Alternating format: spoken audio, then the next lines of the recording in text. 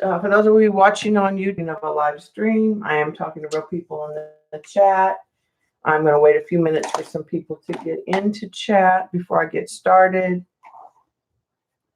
with alcohol inks today, but I'm going to do a couple updates. And we were talking about making your own alcohol inks on another stream. So I was going to share with this book with some people. I have only made one alcohol ink, and really all I did was take a Ranger ink and add alcohol to it to dilute it. And I tried to, but the sprayer doesn't work. So really I wasn't making alcohol ink in that sense. Hi, Joan. So, and then I'll show you where I ended up with my resin projects that have been driving me bonkers. Come in, Tay. Yeah. You gonna get up and say hi real quick? Hi, Sharon. So one of the things I need to do to the resin is I need to get all the dots off the back. And what I'll have to do is take the heat gun and an X-Acto knife and then scrape those off. But I had 6 canvases that what I did was I used the resin, but used the wrong directions for a different brand of resin. And I skipped a step. Hi, Judy. So the resin wouldn't cure. So I scraped what wouldn't cure to the best that I could. And then I got them all repaired for the most part. So this one has one little, you can't really see it, but it's not perfect right there. Right here. But I don't want to do a 5th layer.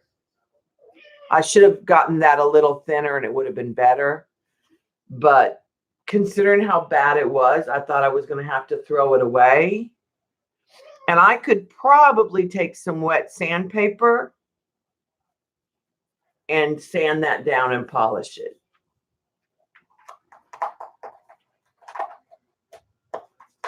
And then this one is still sticky on the back, kind of, in places, but she's good now. She has a little bubble that appeared. She has about 3 or 4 little bubbles, but again, after 4 layers, I'm done. She has a little bubble right in here on her dress, which if I move it a certain way, you might see it. See it? It's like a little dimple right there in that halo. And she has a little line of tiny bubbles, or maybe even where a hair was and then the hair came out. Possibly there's some little ones here and there, but again, seeing there's a sticky spot right there. So I might have to touch this one up because I still have a sticky place right here. So I may have to take the last bit of resin and I may have to take what's left and try to get, because there's still one sticky spot over here. But I'm just trying to save the original art.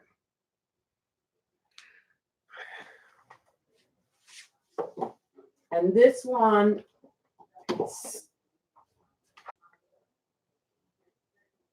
just needs the bump scraped off the back. So that's where I'm at with the resin. And I've gone through all of these bottles, this size bottle, fixing them, which I could have done several canvases.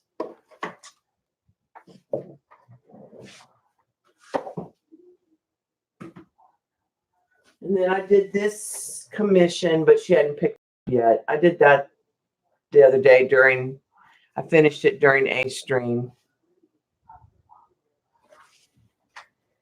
All right, so here's kind of what I read. And this book is called The Organic Artist, and it talks about making all kinds of paints and paper and pigments from nature. But it'll give us some of the information that we need. So I was reading it during Bond Stream. So basically, it's two main ingredients, water and a pigment. It does talk about a binder and sometimes a preservative and what they call a mordant, which helps your pigment stay vibrant, would make it more light fast, essentially. Because remember, this book is talking about making it from natural products. So you might be wanting to add to intensify the light fastness. Hi, Eileen. Hi, Gail. I had sticky on my finger. I had to clean that off. So what it says for the binders is the binder keeps the particulates, the pigments, equally distributed in the solution, which is water. The binders that are typically used are saliva, hide glue, gum arabic, egg whites, oil, honey, and sometimes just water. That water can be a solution and a binder, depending on the source of your pigments. You may need a preservative or not a preservative. And it goes into what you can use as preservatives and what you can use as mordants. If you have a more concentrated binder, the higher the binder to ink ratio, the thicker the ink will be. Well, because alcohol ink's very thin, it doesn't have much binder if it has binder in it. And then it goes into ink history, which we're not worried about. Tools to use. And this is where I left off. It was talking about simple inks. And I was trying to see if it talked anything specifically. Okay.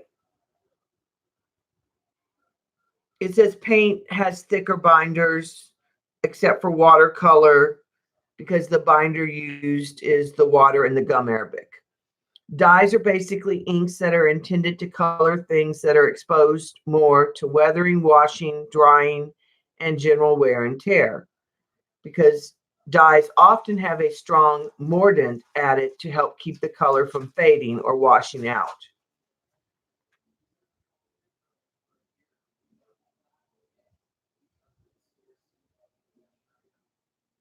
So then there's some recipes for inks in this book using natural products. So there's a coffee ink, which is for drawing with pens and doing washes. And then it talks about a beet ink. And then berry inks. Again, these are getting colors from nature. They're using vinegar as the mordant on some of these. And then less simple inks. Iron and vinegar solution and a binder. Tannin-based inks create exciting chemical reactions. I think alcohol ink may not be a simple ink. And this is Acorn ink. So I don't know if this book is really going to have the answer that we're looking for specifically. An iron and vinegar solution, which is used to make the inks.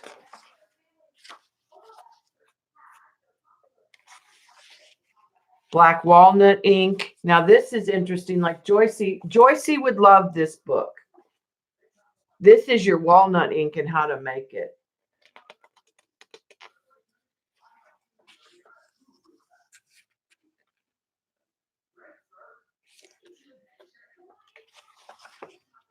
Soot ink.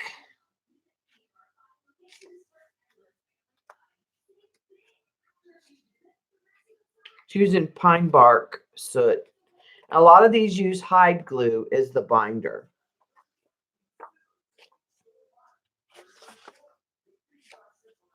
See, they didn't answer the question specifically. But if you wanted to make natural inks like Janet and Amy like, I think this is more what they're talking about, not alcohol inks.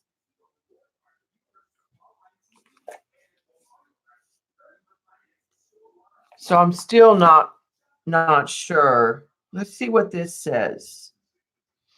On the ingredients, this says ethanol, which is your alcohol, N-propanol. I'm sorry. That is another alcohol. Glycol ethers.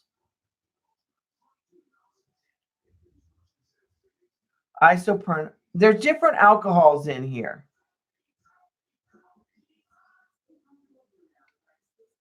Alcohol inks are permanent, fast-drying dye inks formulated to create colorful.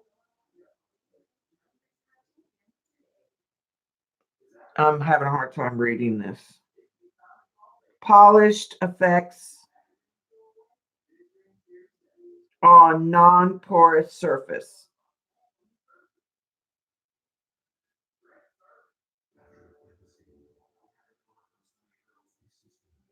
To light and blend, you remove color using rubbing alcohol or blending solutions.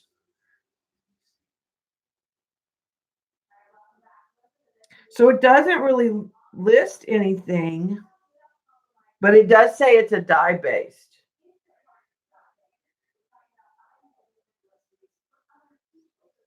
It looks like it's a combination of different alcohols.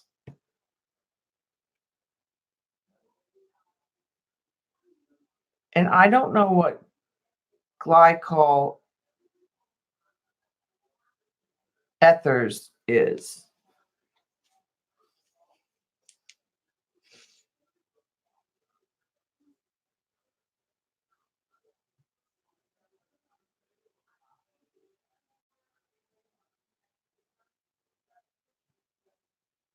It's a solvent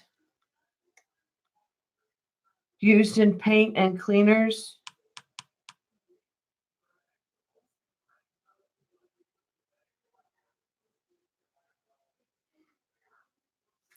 Like I said, Azur, I would just ask Google what type pigments used to make alcohol inks.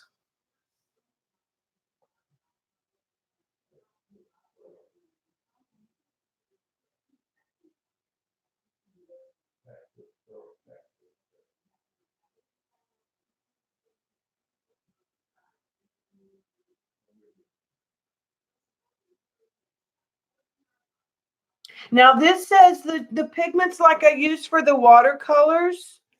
This is one brand right here. They're saying that you can use those to make high quality alcohol ink.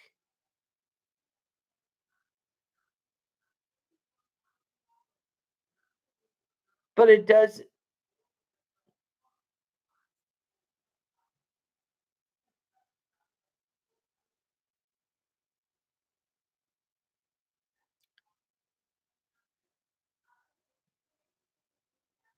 So you can probably use the pigments like you buy for the watercolor, you know, and that you buy for the makeup grade. It sounds like it's just a matter of getting the right binders. I'm not sure if you just put alcohol in it, that would be enough. Bye, Gail.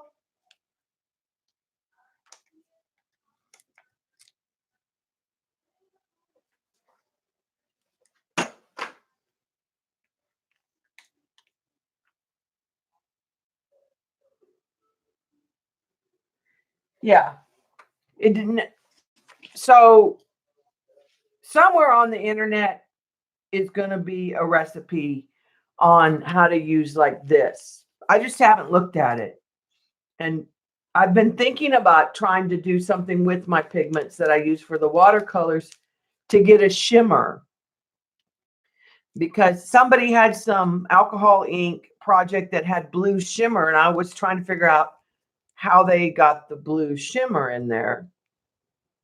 And I just thought if I just added the straight mica powder, it would just fall off because there's no binder, is what my, hi Dot, was my fear. But why don't we experiment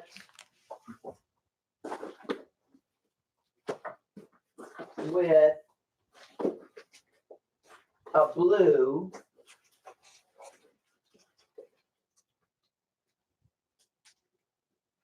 Pure sea green, we'll use that. Okay, so let's put a little of the mica powder in here.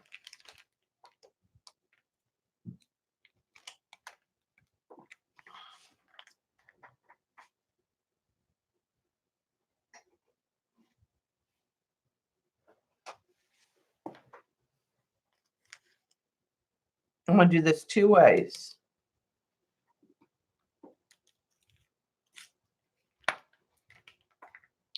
Two of these cups. Okay. Now this one I'm not going to put as much. Okay, so the smaller one I'm going to add a Ranger ink.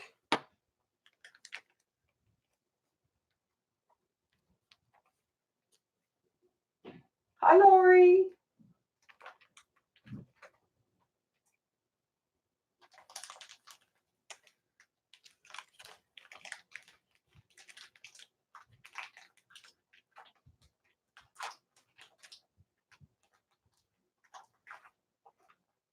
Well, if you added casing to it, then it would become like milk paint.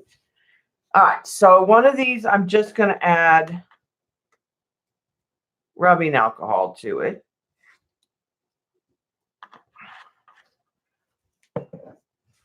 And this other one, I'm going to add a light turquoise Ranger ink.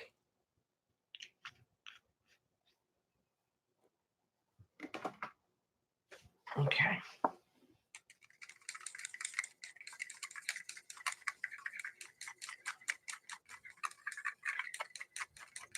Okay, so that's just the alcohol ink and the pigment. This needs a little bit of alcohol added to it.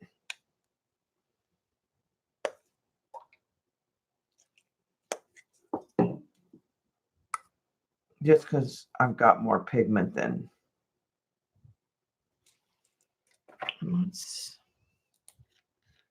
I'm adding some Pool and Aqua is what I've got in there. I had to get enough liquid to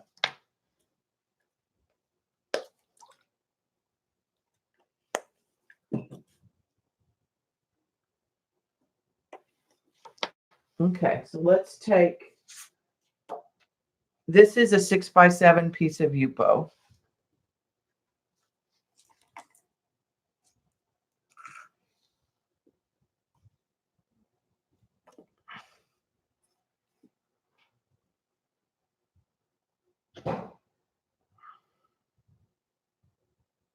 All right, let's take the air gun. All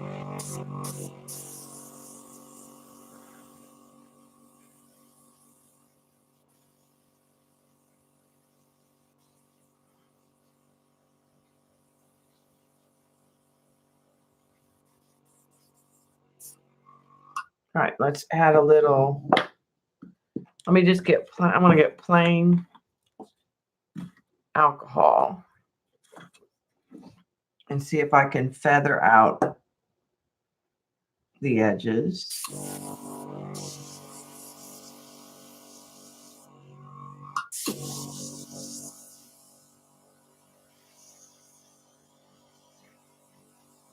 Okay, now this has the Ranger ink in it.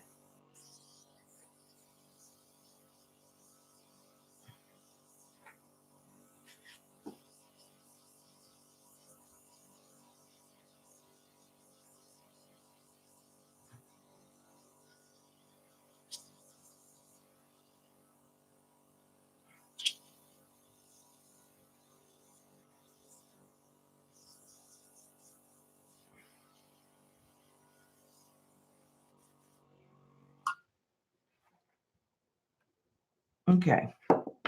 So other than the alcohol. So the shimmer is there. It does lift up with my fingers if I rub it. But I mean, you're gonna seal it anyways. The shimmer does tend to sit. See how the shimmer's pulled up in one area when I tend to see how when I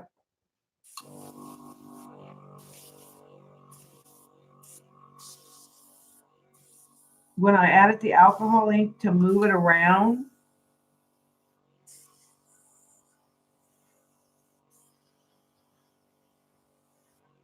a lot of the pigment ended up in one place,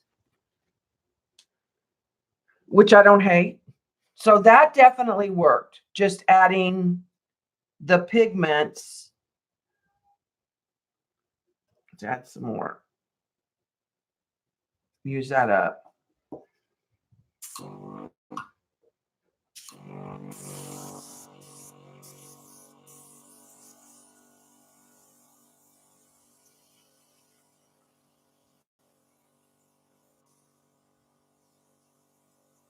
Now, if I don't dilute it a lot, then the shimmer tends to stay everywhere.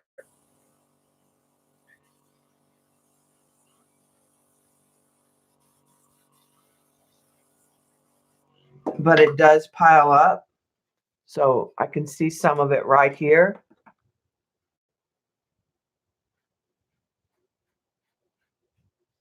But it didn't really want to lift off too much. Okay, so that's the Ranger ink with the pigment added to the Ranger ink. Now let's take a piece of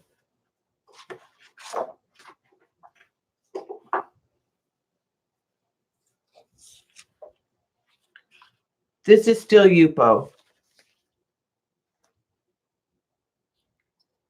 Now let's see what happens with just the pigment.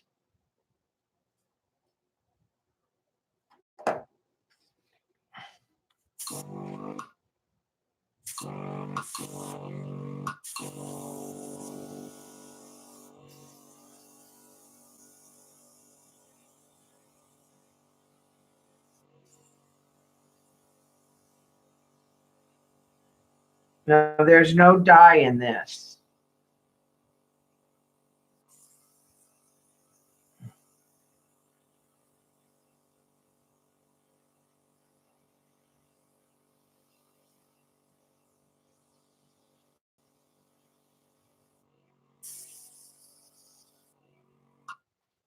I'm trying to build up.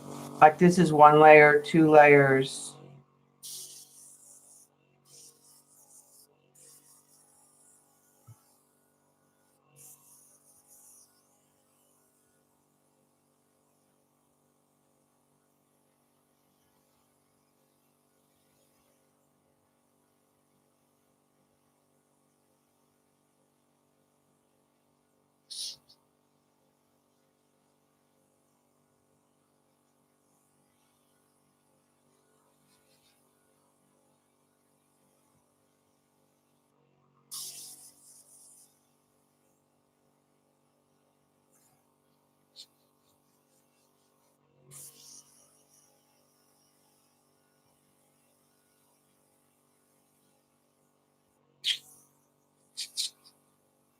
I'm just trying to get the last of that ink to evaporate.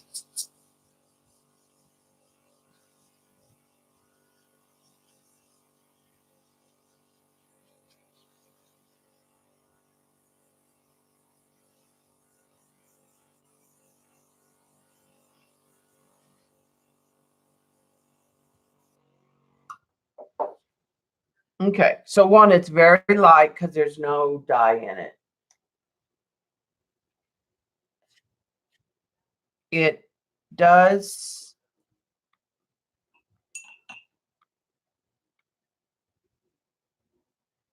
lift right off the paper.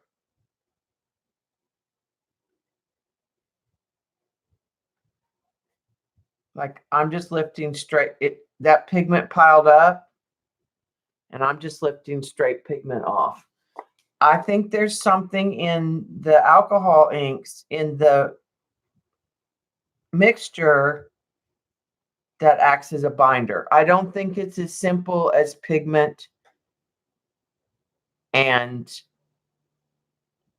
rubbing alcohol, because it lifts right off the paper. Now, if we take this one back,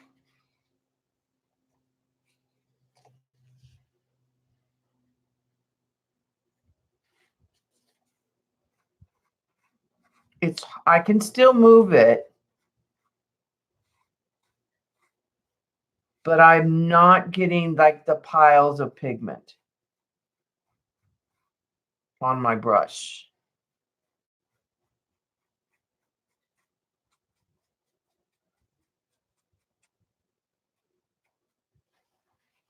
Okay, we have nothing to lose.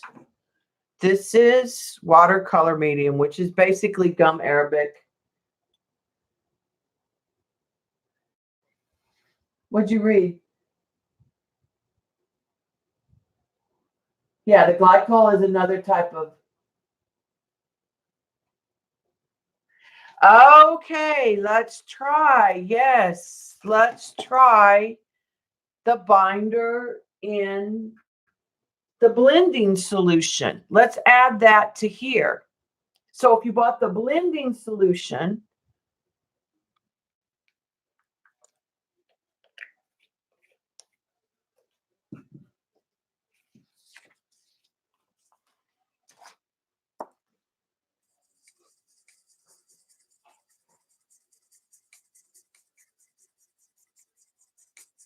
okay, again, I'm not going to get the color of anything but the pigment. I don't have a dye in there. So I'm just putting some on with the brush.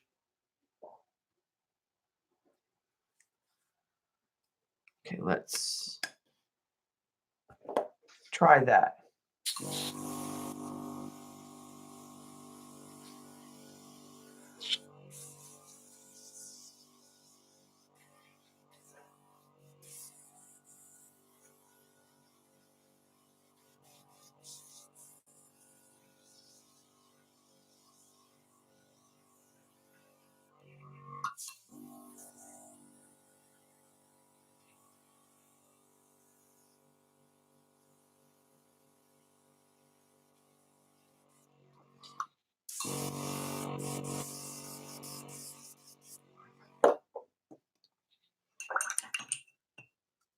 Okay. So it reacted more like the alcohol inks, but the pigment does pile up and you can still pick it right up off the paper with just a damp brush.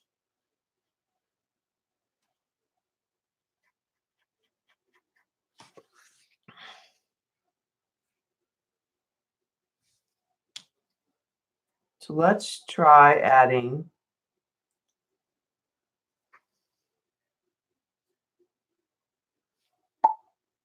Let's try adding some watercolor medium, which is just gum arabic and honey in that brand.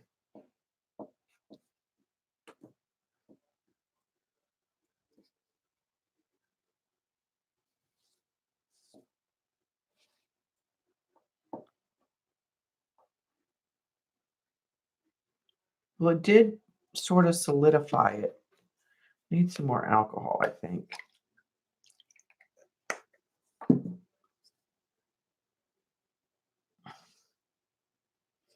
Okay, so what that did was just make a gumpy, lumpy mess. So I'm going to tell you that's a no-go. Gum arabic and honey. See what I got? I got a precipitate, a solid. So that is a no.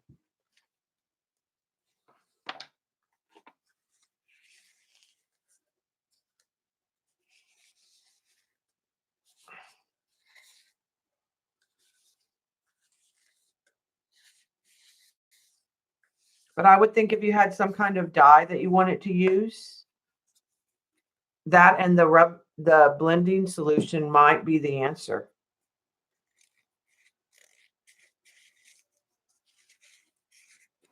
But I still don't know if it would be. But you can definitely add a little shimmer to the inks. They will, they'll come right off though. Like I'm just taking my hand and getting that straight off.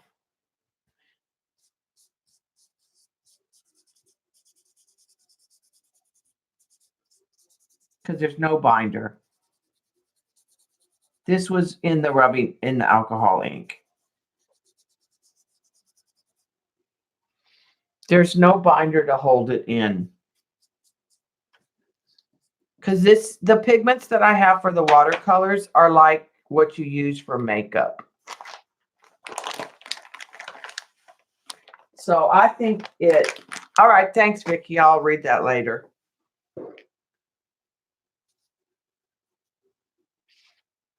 Okay, let's see.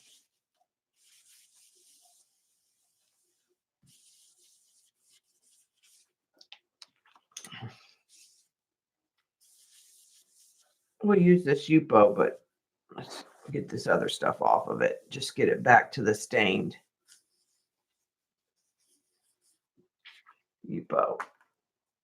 And I'll use this Yupo too. This one's not even going to be stained.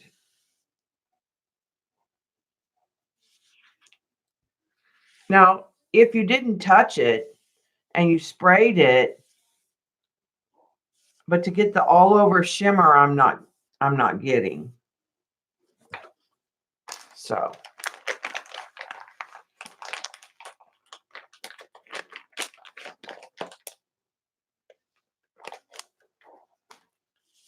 okay.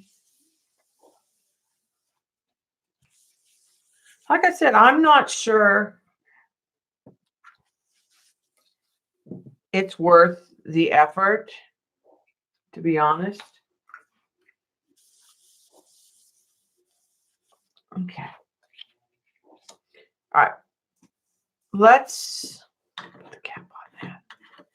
Okay, I have a whole list of things I wanted to play with. So let's move on. That is going to take some more research on our part. I don't have an ink pad refill. Jean. I don't buy ink pad refills.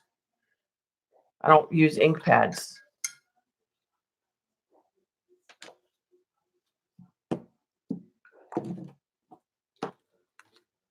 So on my list, I have a whole list of things that, if I can remember. Okay, I have an ink piece with a butterfly. So I saw something that triggered thought. So let's go ahead and do more with this turquoise right here. And let's get that turquoise out. I think I want a green. Maybe a gray.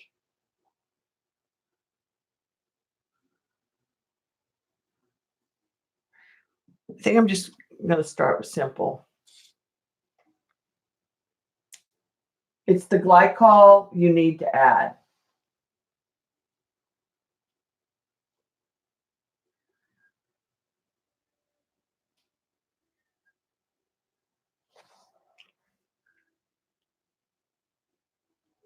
Well, some of that stuff you can't buy anymore.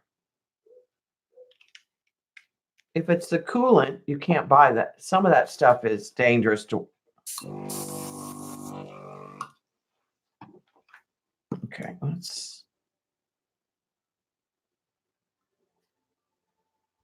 try to get some movement in this.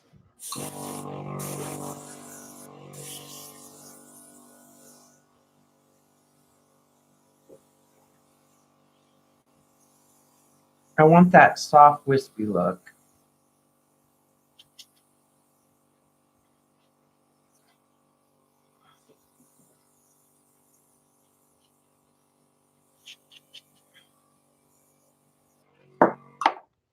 So I think I'm going to even do some of this dark green. This is Pinata Forest Green.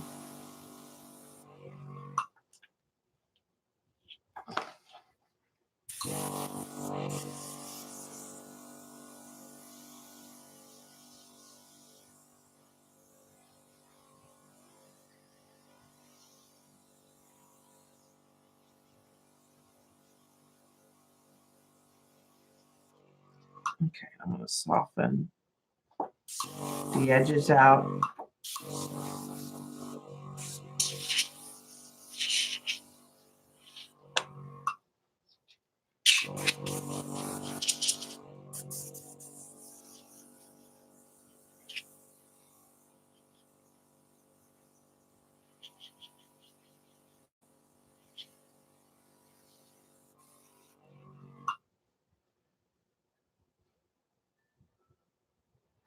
Right, and this is 6 by 7, so I'm actually going to make it 6 by 6 when I'm done. And I am going to use a little bit of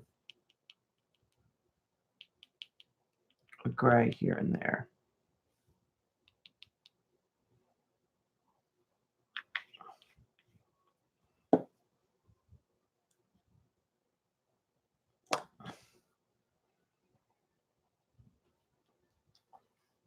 Oh, that was more of the green. That's okay. It'll get it darker in.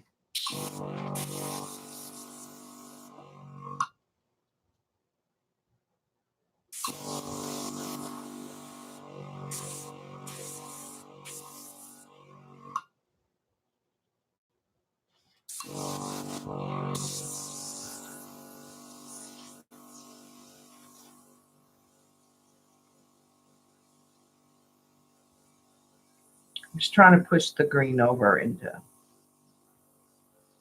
one area. All right. Here's the gray.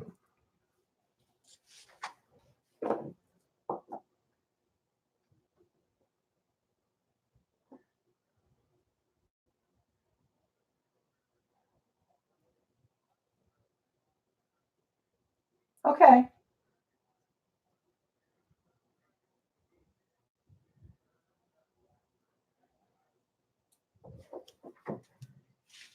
Like I said, I hadn't really looked. It was on my list to look up, but it wasn't like I just hadn't done anything yet.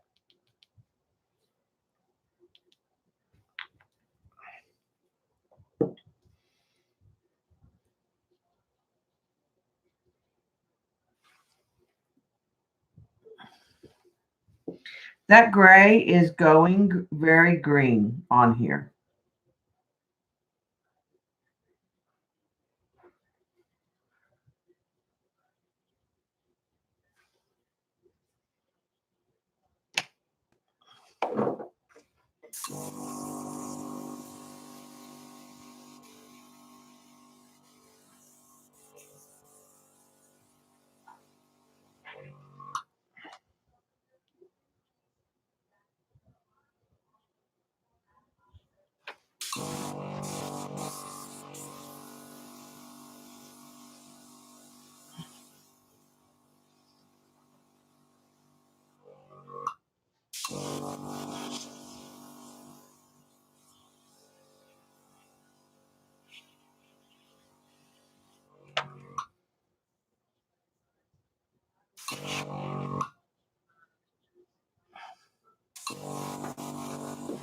Just trying to move some of it.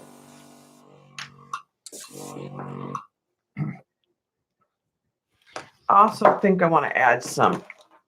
Let's add some foil to it.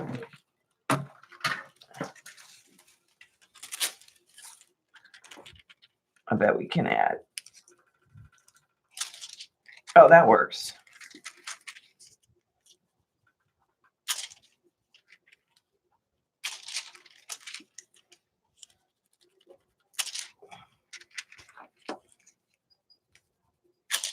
That works real well. All right, I'm going to take an alcohol ink pad and hope that my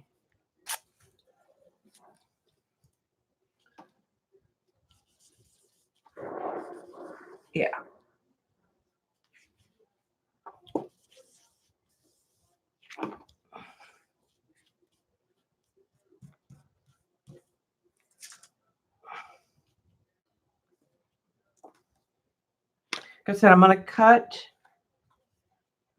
this down to 6 by 6. So let's go ahead and do that real quick.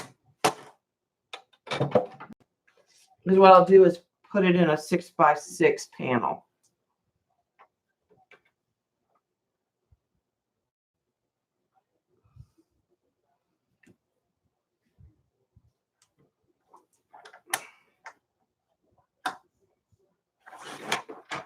So I cut a little off that end. And I'm cutting a little. I cut a little off both ends.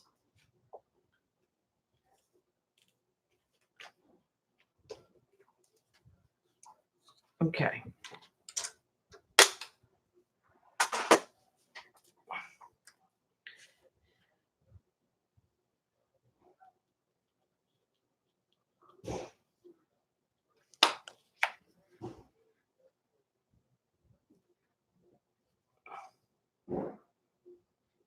Trying to soften that a little more.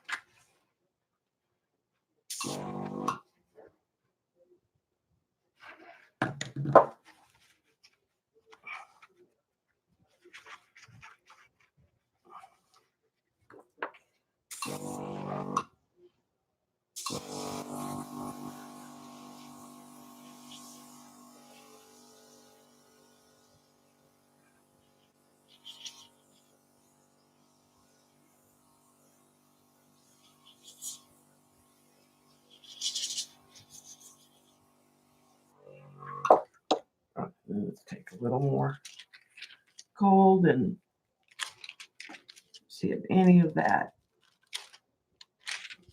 takes the gold. Okay, so then my thought was taking a butterfly that I have, a few left of. Let me find it.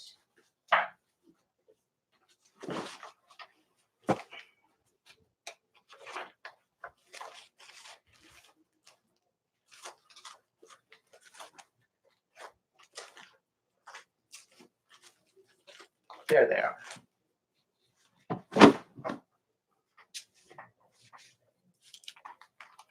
Okay, these are the ones I have left. And if I don't like the color of them, I just change the color.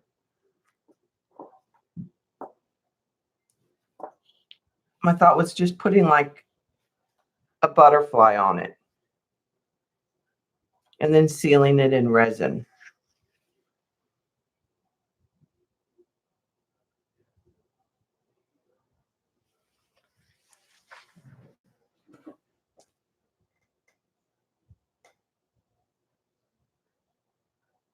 Hi, Shauna. So I think that's what I'm going to do is, I don't think this one even needs to have the color changed. Do you? Hi, Janice. Unless we want to make it something brighter.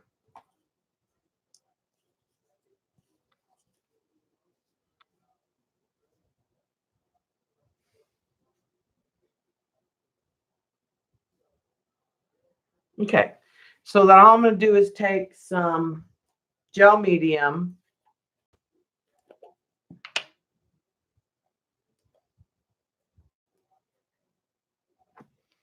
And right now I'm just going to glue down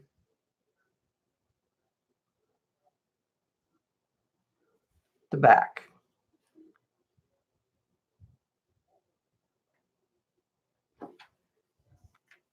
But I thought that was kind of a fun idea to use a 3-piece ephemera on a project.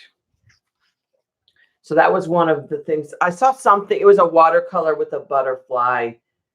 Yeah, what it's got a butterfly. What don't you love about it?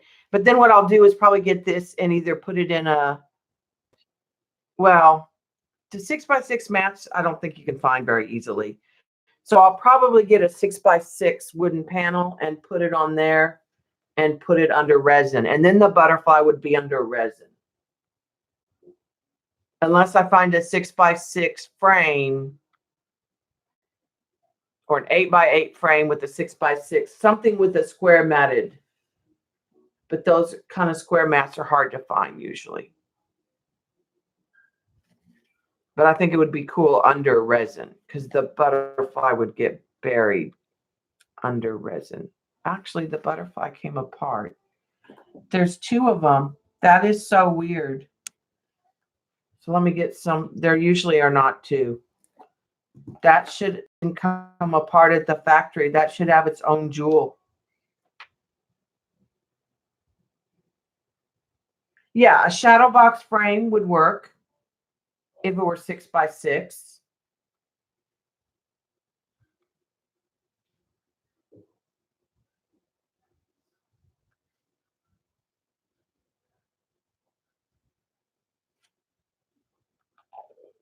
So that gives me 2. There's 2 of them. This is Yupo, Janice. I have craft plastic, but I'm trying to use my Yupo up that I have.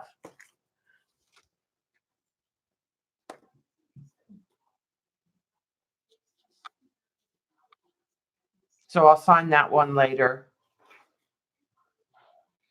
So that was one of my ideas.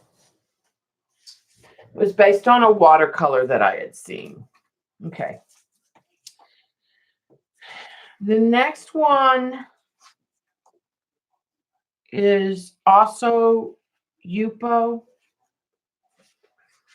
And it was based on an Instagram video that I saw. And she was doing like 2 pieces with like 2 swaths of gray.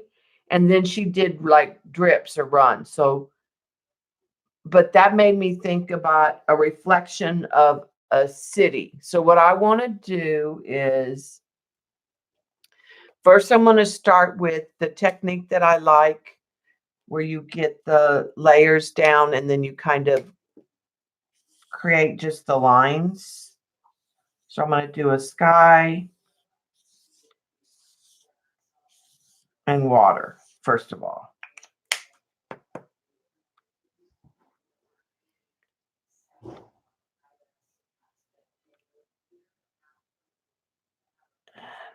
I probably should have used craft plastic for this, but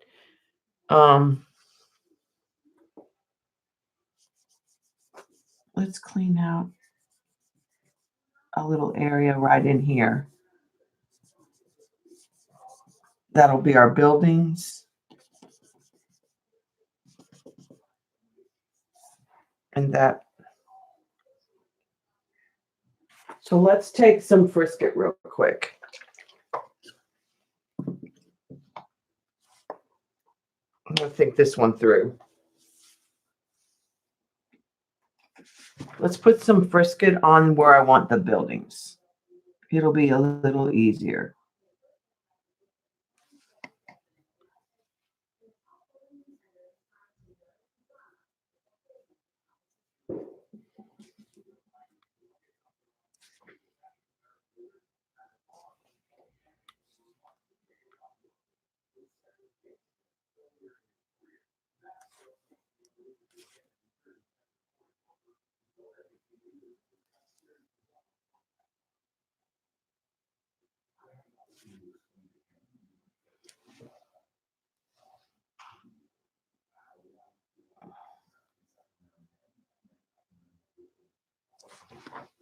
And I'm not going for a specific city, scene, or anything.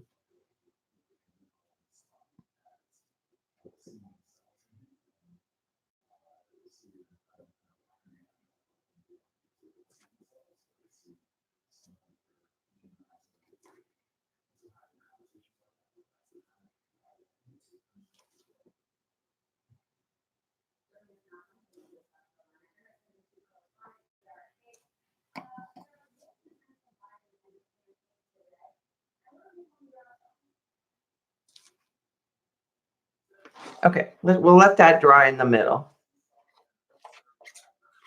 Hi, Galena. And that's just Frisket, which comes off the Yupo really well. It doesn't come off the craft plastic as well. Okay, and I'm going to get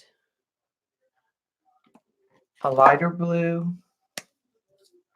I'm just going to avoid the Frisket area right now. I'm going to get a lighter blue.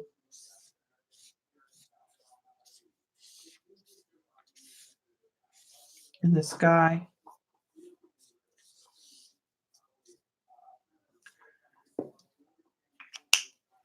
And I'm going to get a darker blue in the water.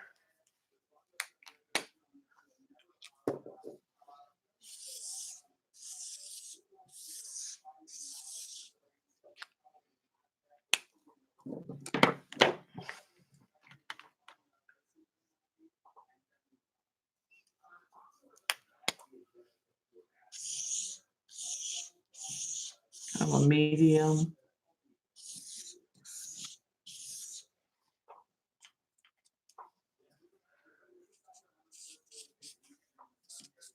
Again, I'm still trying to avoid where the Frisket is. I don't want to get the Frisket on my marker. And then I'm going to go one more blue.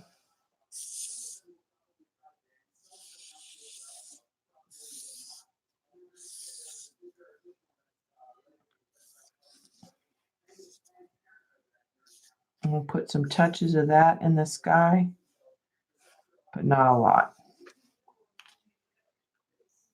Okay, so there's our blues. That'll be our base. All right, let's set that aside for a minute because that Yupo Frisket needs to dry.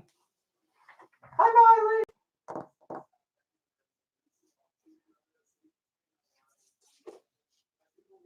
All right, something else on my list.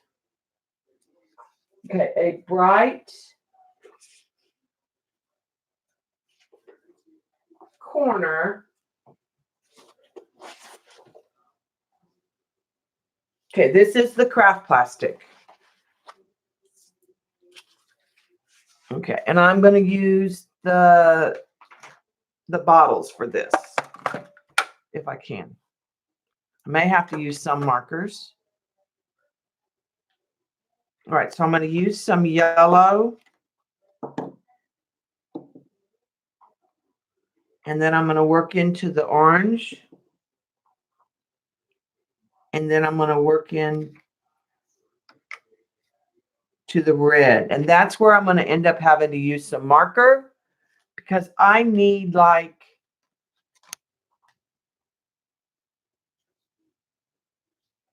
I need more red. I need a darker red. Reds are hard. They go pink.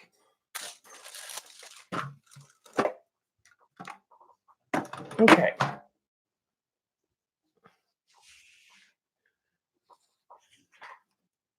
Up on the top is going to stay white. So I'm going to start with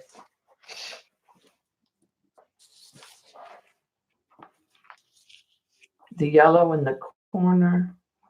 Trying to get it where you can see on the camera. I'm going to start with the yellow in here.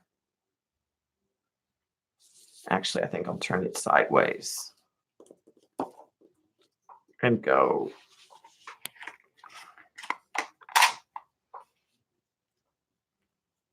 So I'm going to start with some of the yellow. I'm going to put some alcohol ink down here and add some yellow into that.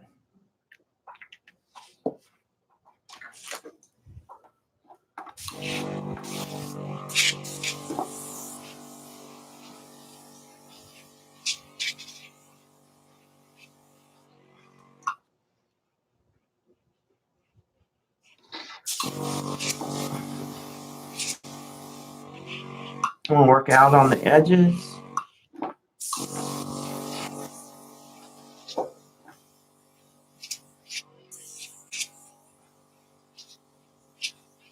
Okay, then I'm going to come in with some of the lemonade.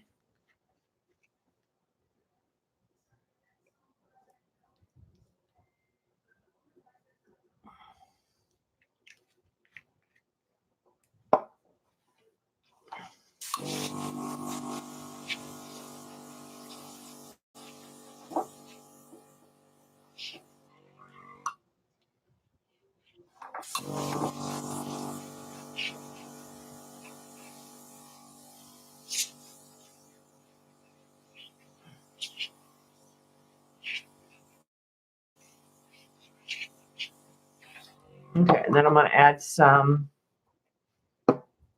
of the Bellini, which is kind of it's a bright peach.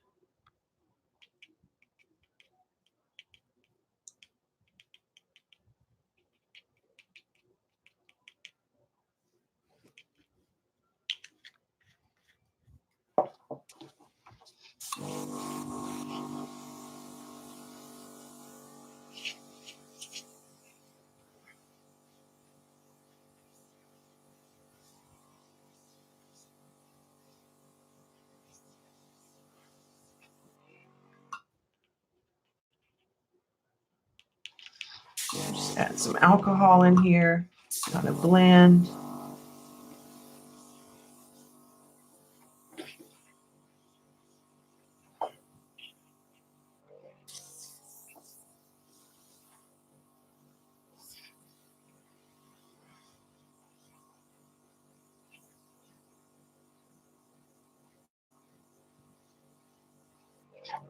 All right, let's take the orange.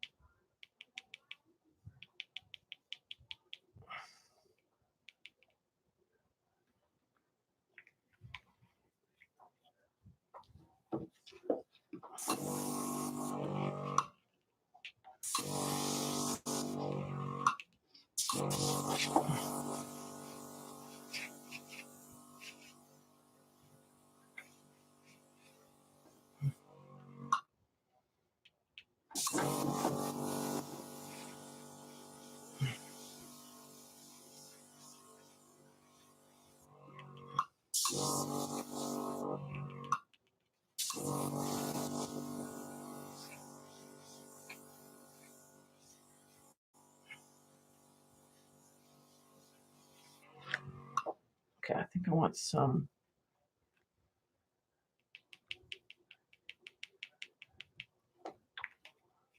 bigger areas of orange in there.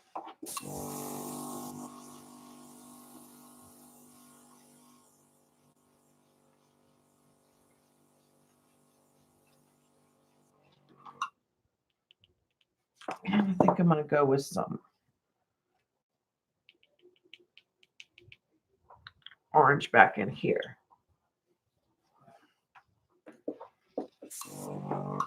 Right, and I'm just like little areas with the ink at a time because it evaporates. So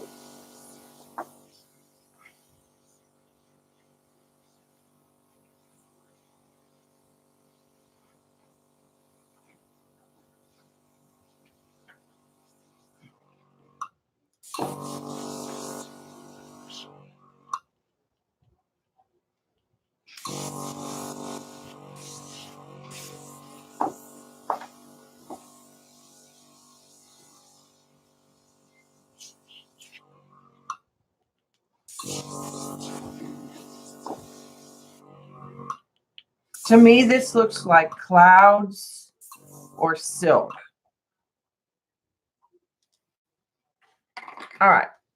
So the next thing I'm going to do is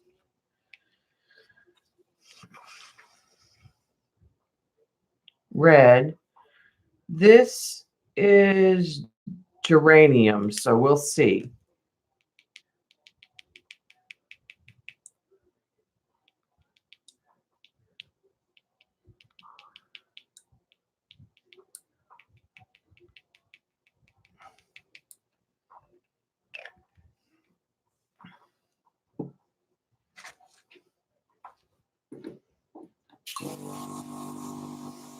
Yeah, that's going red enough for me. I'm going to add the alcohol to it in a minute.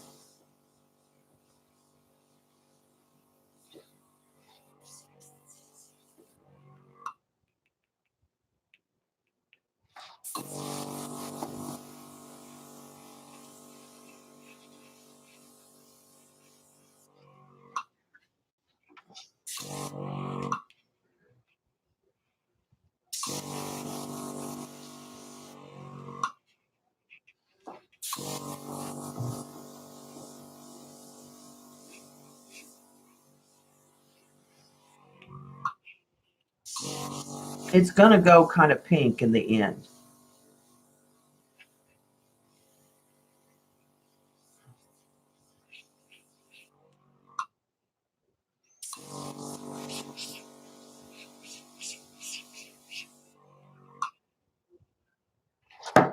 Okay, we need more ink or alcohol, I mean.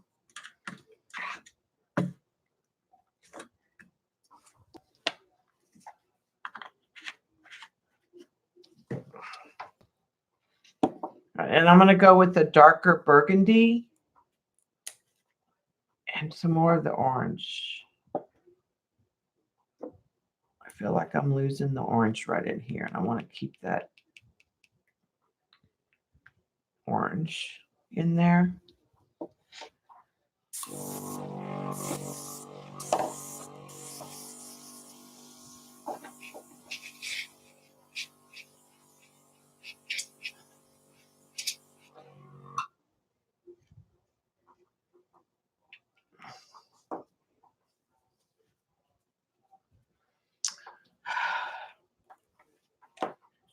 Sometimes these inks splatter, and that drives me nuts.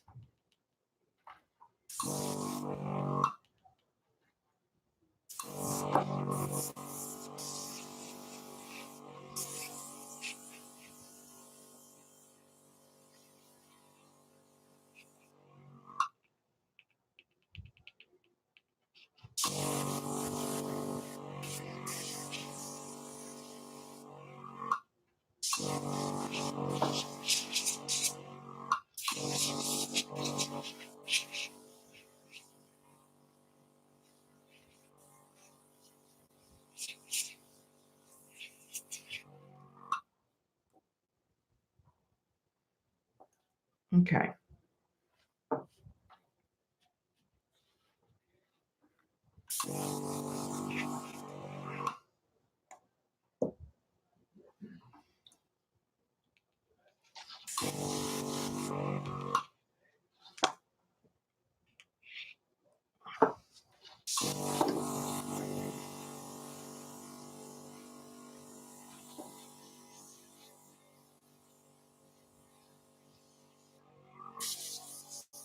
This needs more.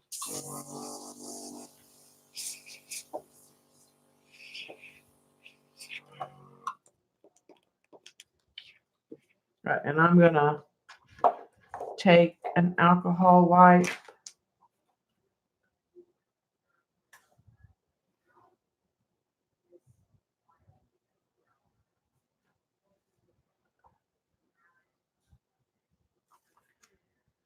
Ah, there it is.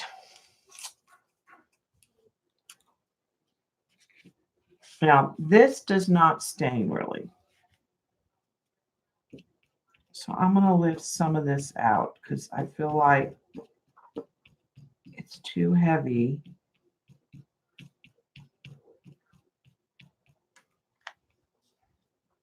But if I just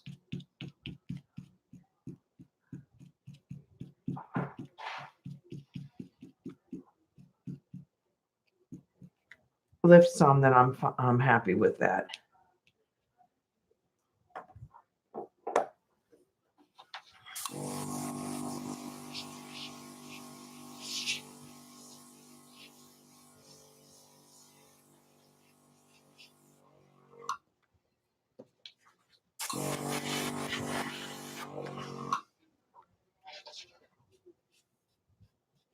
And see, I got some up here. I need a clean wipe because it came off the table.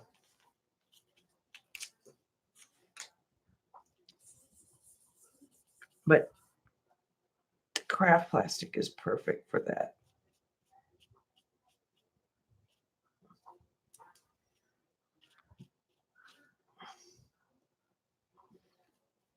I wish the alcohol wipes were a little bigger.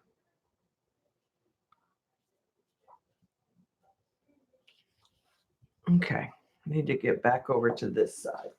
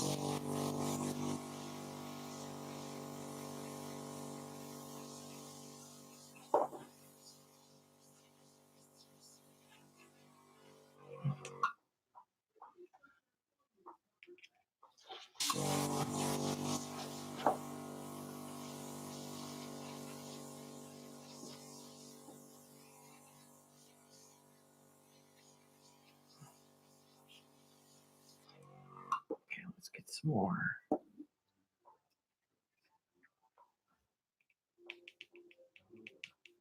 Orange in there.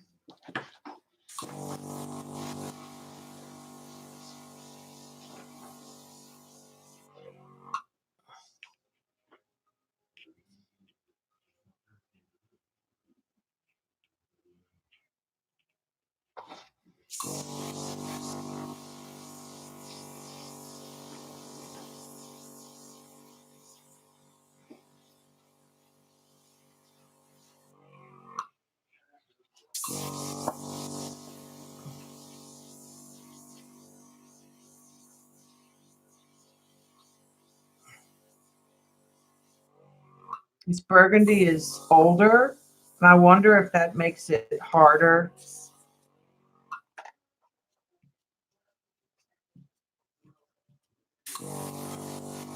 to soften.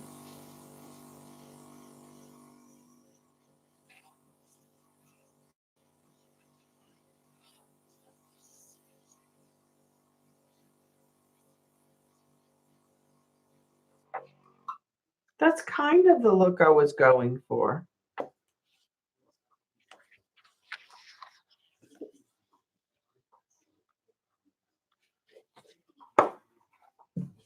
I think it could use more depth in here. So I'm going to come back with the Bellini.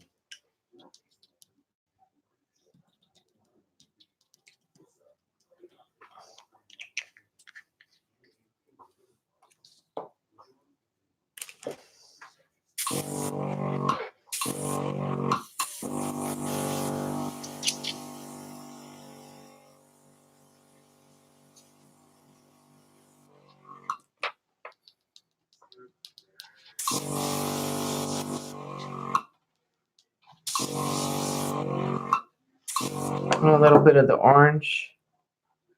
Let me put the lid on the red.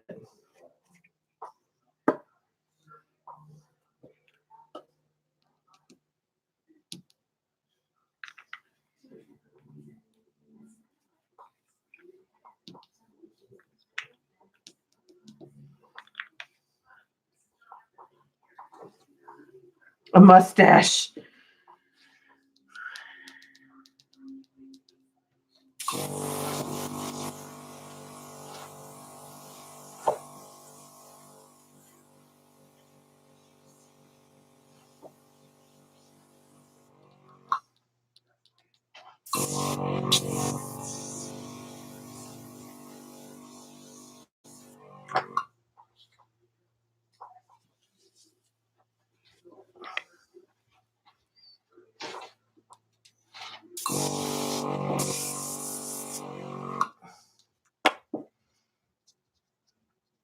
Okay, that piece. There we go.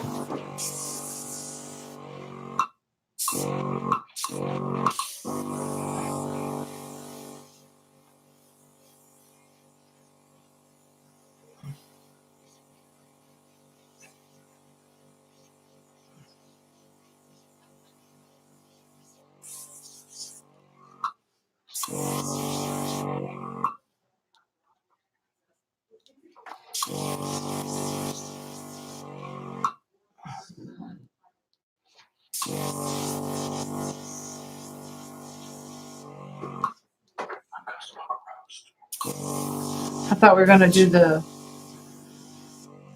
roast will be for tomorrow. Not today, probably this one. Oh, well, like when we go to the grocery store. Okay.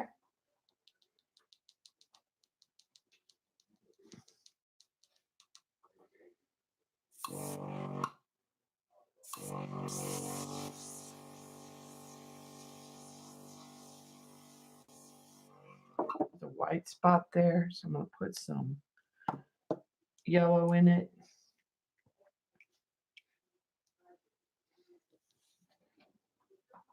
And we'll put yellow in a couple places.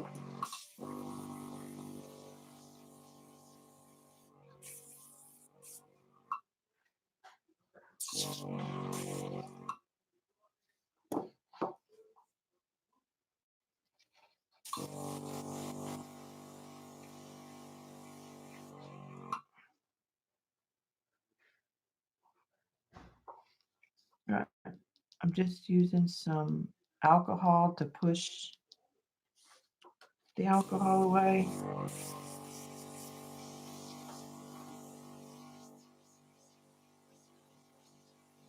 And just soften. The more I soften, the more I get that.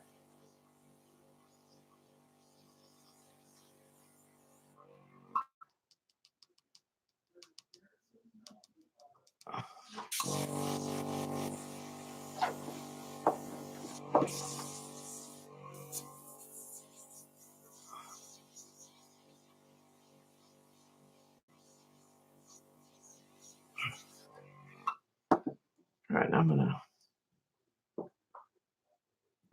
try the Bellini up in here.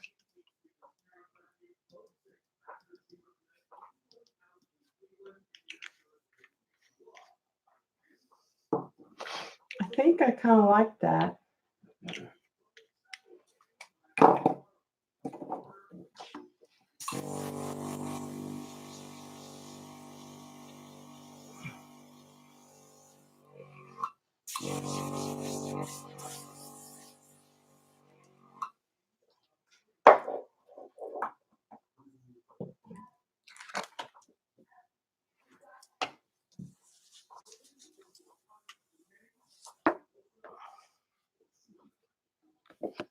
So I think that would mat out pretty.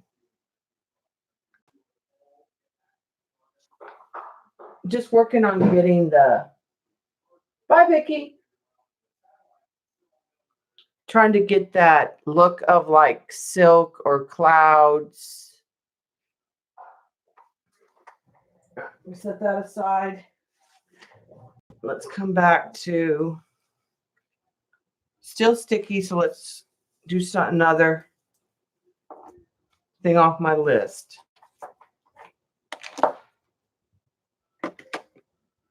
Put the inks back. So I know where they are when I go to grab them.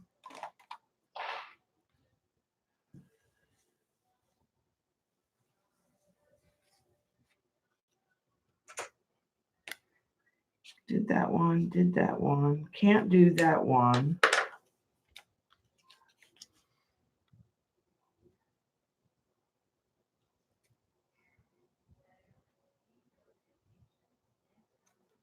I don't even understand what this means. That's sad. Cup / ocean ink. Stars back. I will have to go back and look at my Pinterest to see what I saved that made me think of that. Because that shorthand does not mean anything.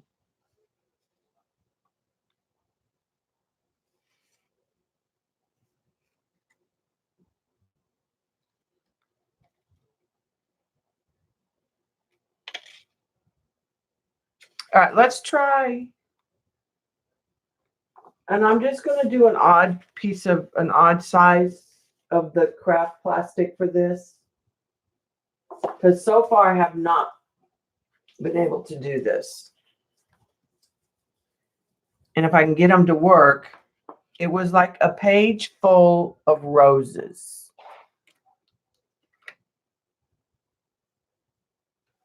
Right, I'm going to use salmon and pink and maybe the Bellini.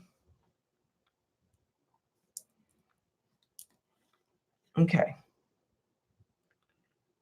So I'm going to put a dot of ink and let it like circle out. That's going to be my base. I need it to go kind of in a, this is where I'm not good. I'm not good at getting a circle. I wonder if the blow dryers are easier for the circles. And then they do another dot.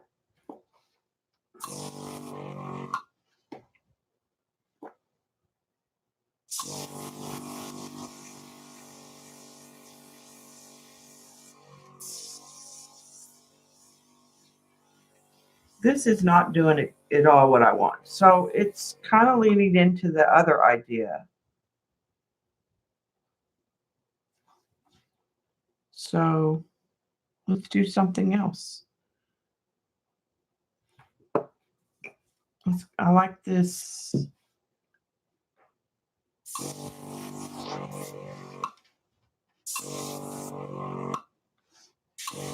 I like the colors that are coming from this color.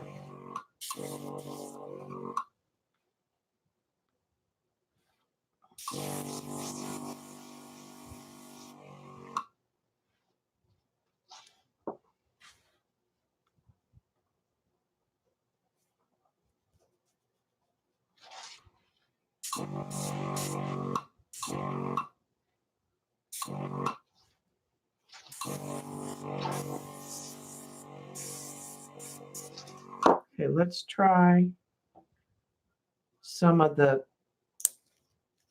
salmon color in here.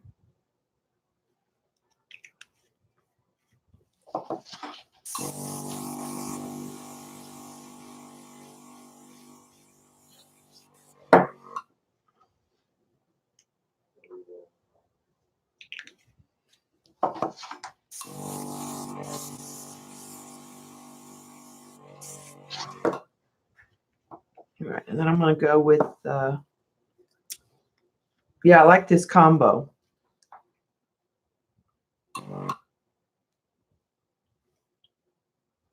This is the, oh, this is the sandal. I did not want that. All right, I'm going to take the sandal out because I did not really want that. That's not what I wanted to grab.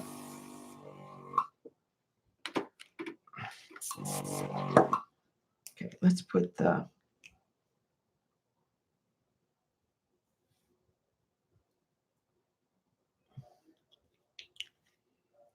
Let's put some more of that pink back in there too.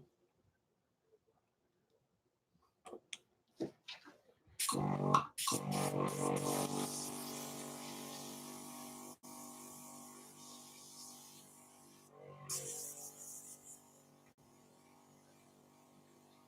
I'm gonna kind of get... I want those fingers to come.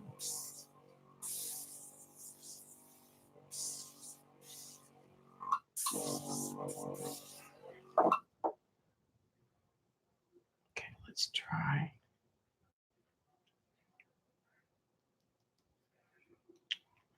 Some of this.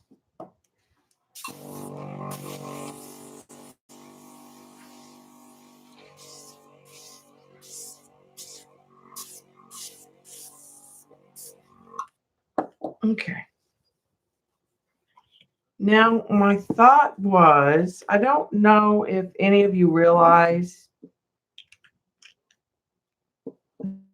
craft plastic will take colored pencil. So let's just mess with this for a minute. I need to get a set of those bottles with the little fine tip. Okay.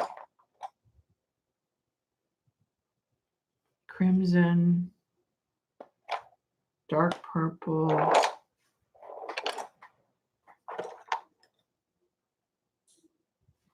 Rose. I'm just getting some different colors that we can play with.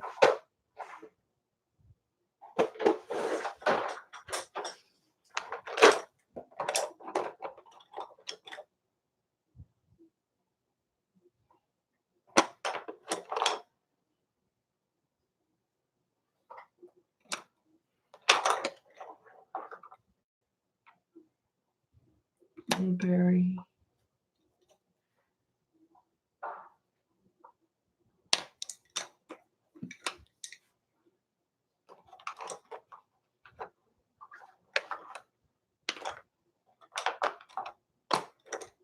All right.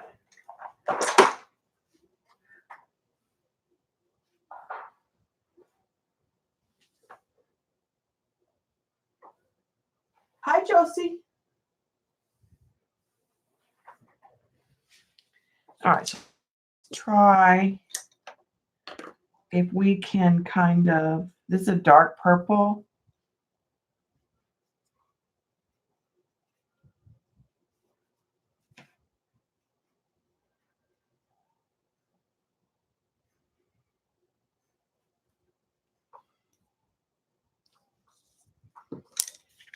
I thought it was like jellyfish.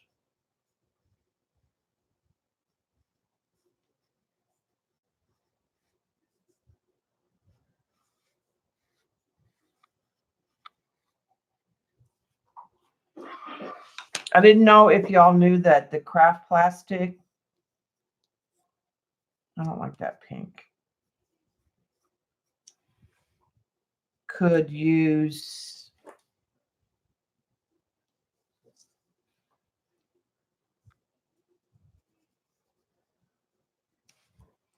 that you could add the colored pencil. I didn't know if y'all realized that.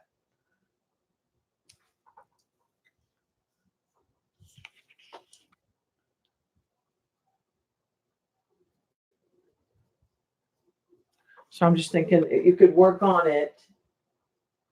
It's probably not something I would do on camera a lot because I just don't tend to do colored pencil work on camera.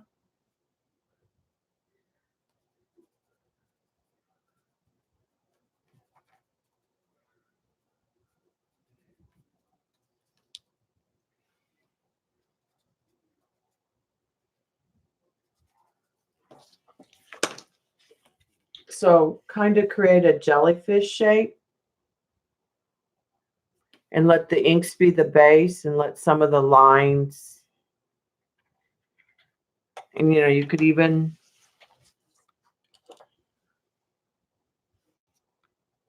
I can probably even get a little more lines blown if I work on it. I don't have enough ink.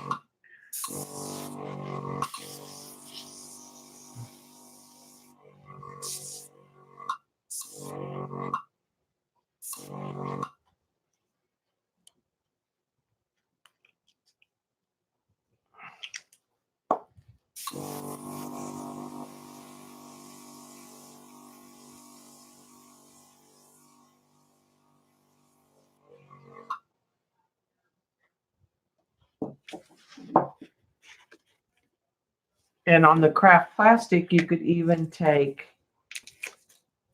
if you said, oh, okay, I don't want this here, or with a Q-tip,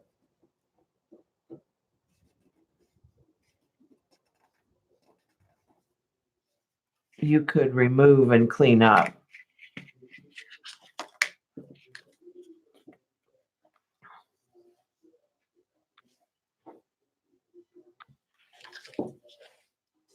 So my thought was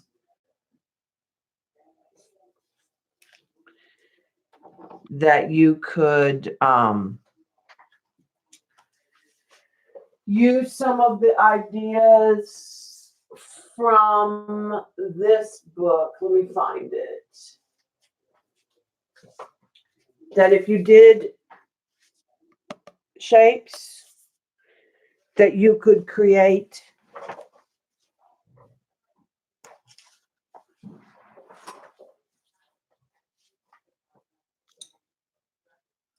now, once I had those the way I want them, I could cover them with Yupo and make this whole thing blue. The other thing I could do is I could add areas of blue with a brush, or, just work.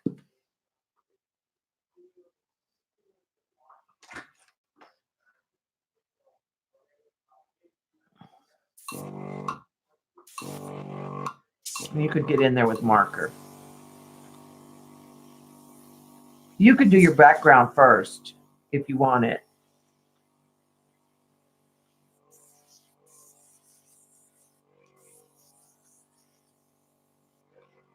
But you could get areas of soft blue in there around your shapes. The other thought was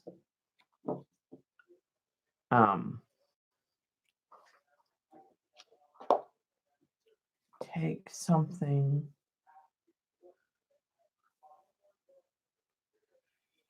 My jellyfish.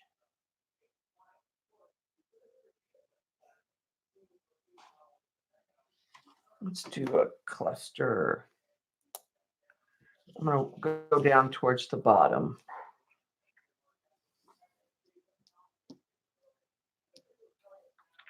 All right, that's just some purple that I've put on there.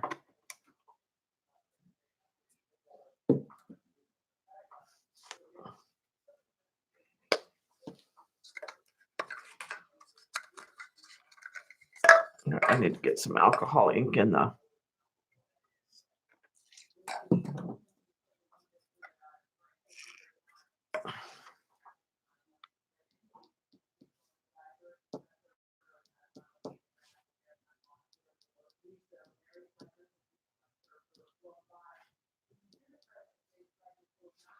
just trying to get them to spread sort of in circles.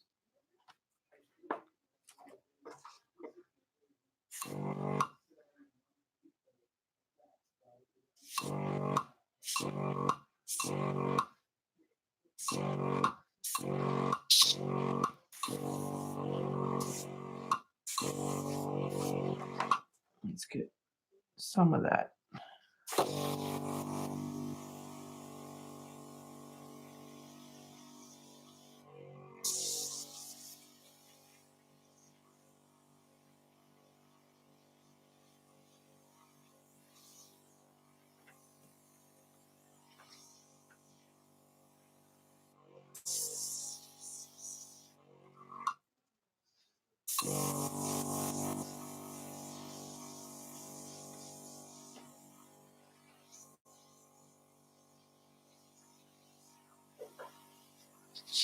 get like a dark purple base. That would be the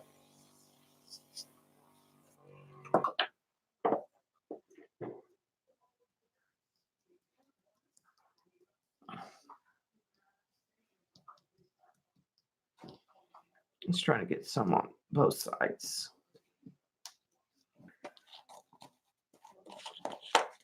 Okay.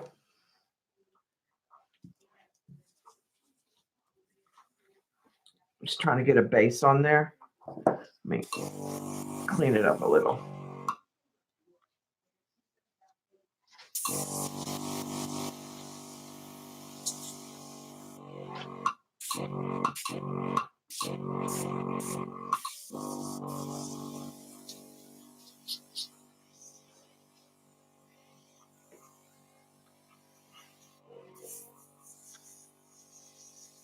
The purple is hard to work with, to get a purple and not go pink. It's kind of like the red. It's so dark.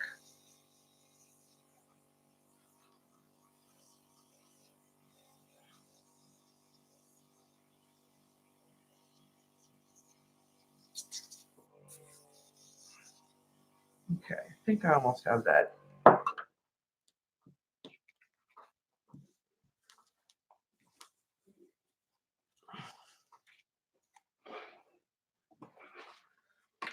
All right, and then you could take,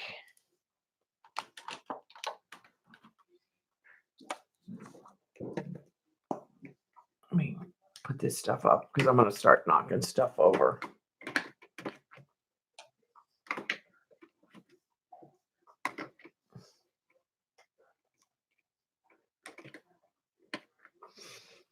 All right, then you could take like white paint pen or a metallic.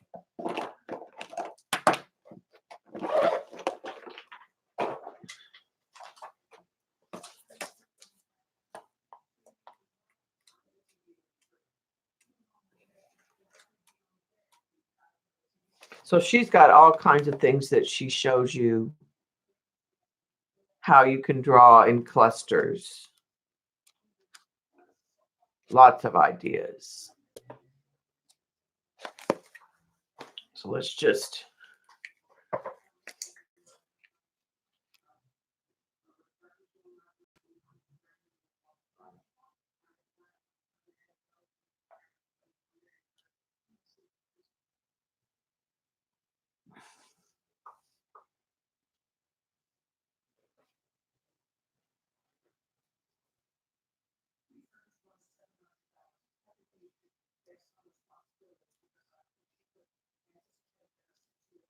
you could doodle on it.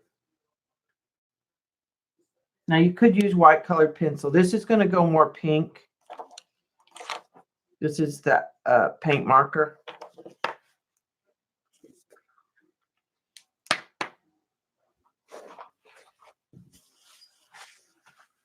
But the other thing I could use, I got ink on the back of this, is you could use, I'm sure, you could use a metallic colored pencil.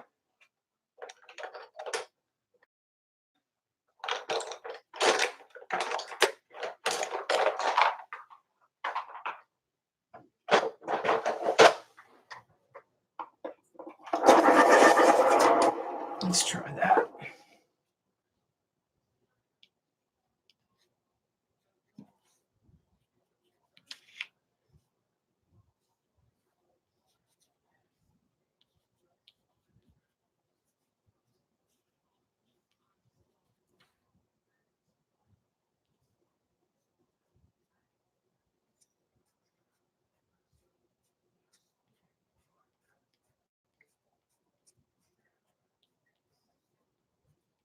That works. It just takes that colored pencil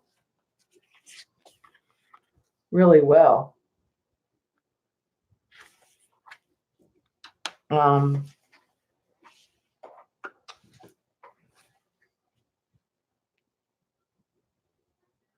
That's too light. Let's try a white. Let's see what a white does.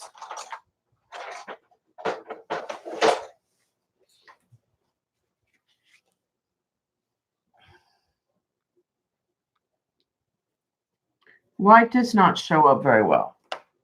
The silver showed up really well. Let's try a metallic pencil, like a gel pen. I don't have a white gel, but I have a silver.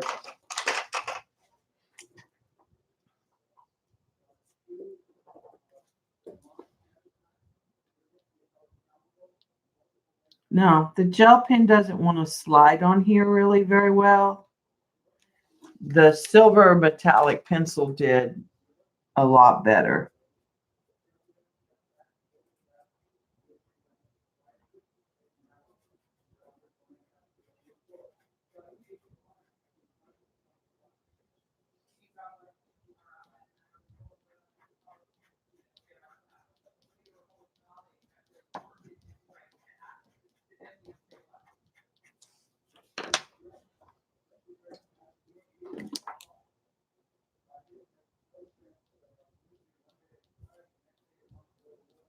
Could use a black paint pen to doodle.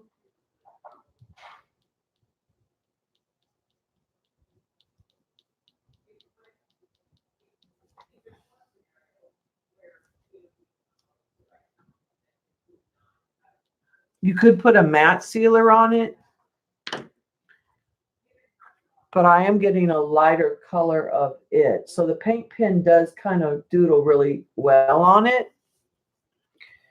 But my thought was to use organic shapes and then use this book with colored pencils. But I think you would be better off using the very lightest colors. It might work better with alcohol markers because you don't have as strong a pigment and you can control where it goes. So for example, if I want that blue in the background, I might be better off taking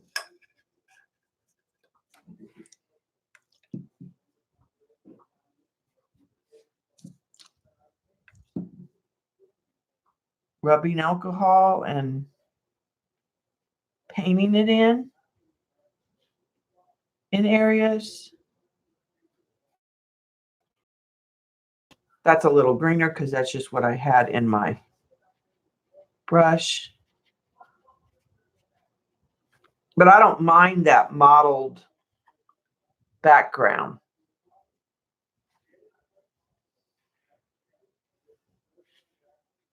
at all.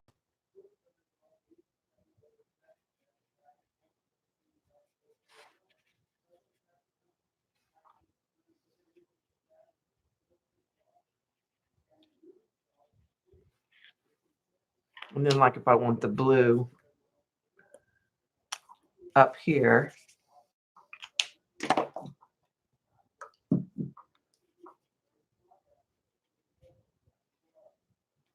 you just soften it with a brush.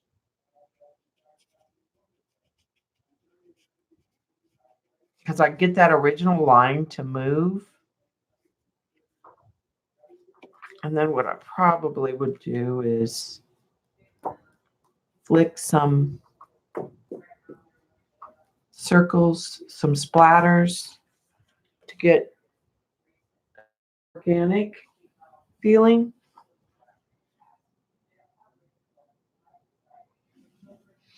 And that's probably what I'll end up doing with this piece is when I'm watching TV,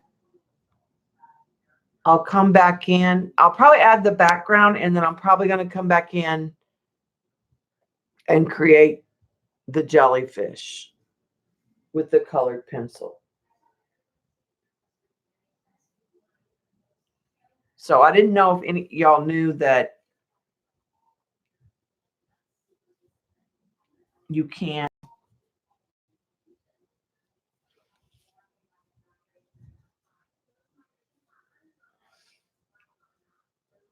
use the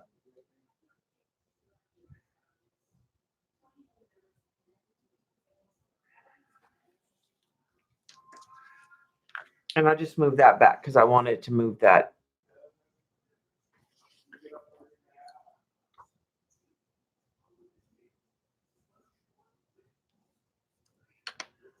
That back.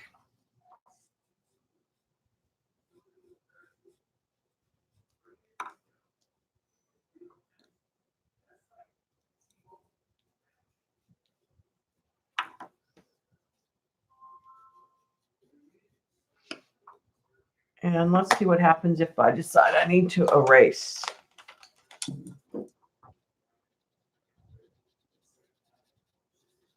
If I use an eraser, I lift the colored pencil, but I didn't lift the ink.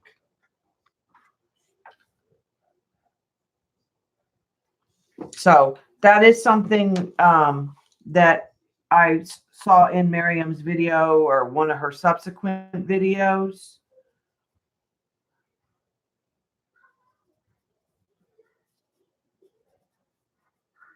Is that you could use colored pencil.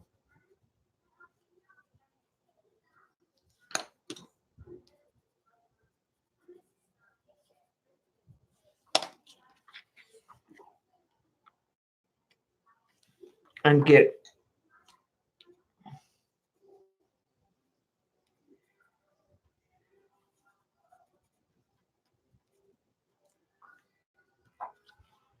like I said, I'll add tentacles. I'll probably even add some with the white paint pen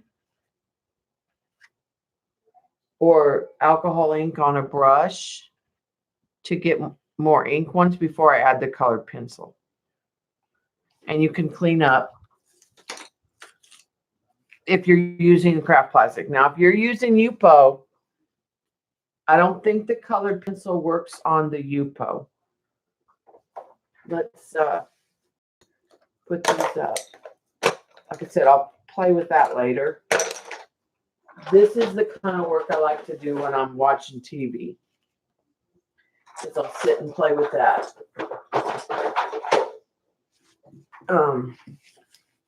Let's try a piece of Yupo.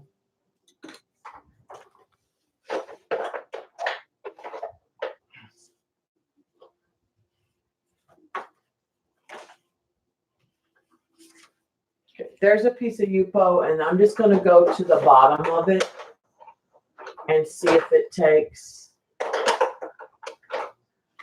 colored pencil.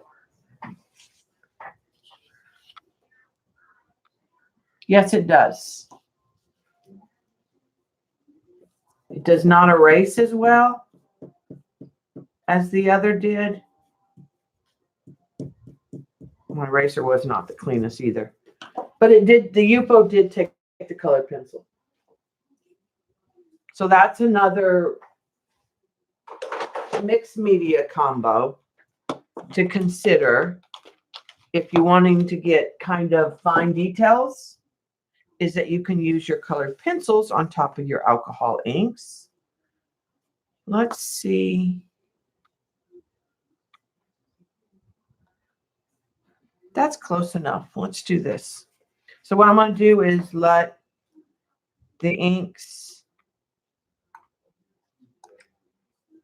blend and run. I want to do the ocean first. So I'm just going to rock ink back and forth, keeping a linear. Now, if you keep it really straight, you will not get a big blend. You'll keep your colors more distinct.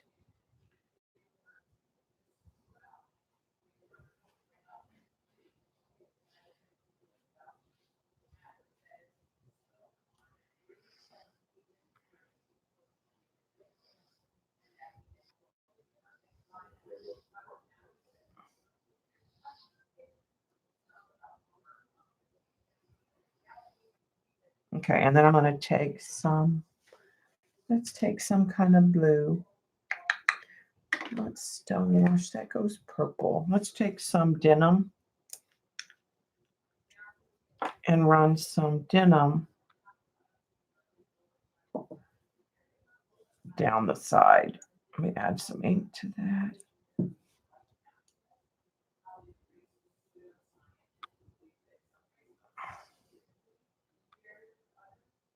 And it went a little purple too, but I don't really care at the bottom.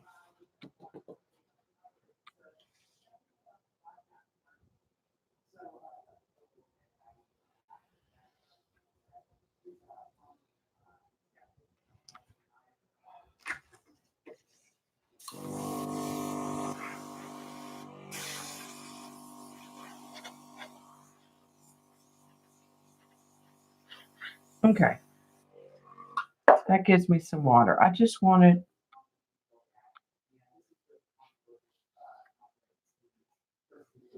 a base of water, and this is just a alcohol in it, just to get some more wave action.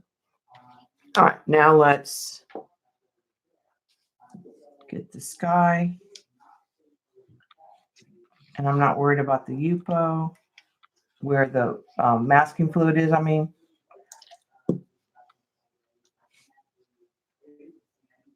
I want to get that blue in between the buildings.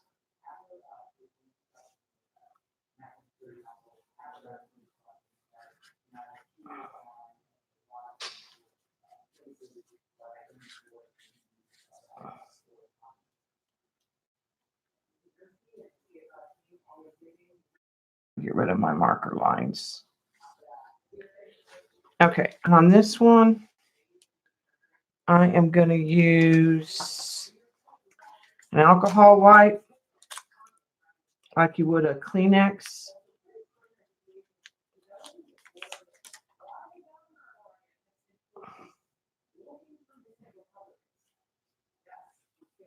First, I'm going to clean my hands because I got pink and purple on my tips of my fingers.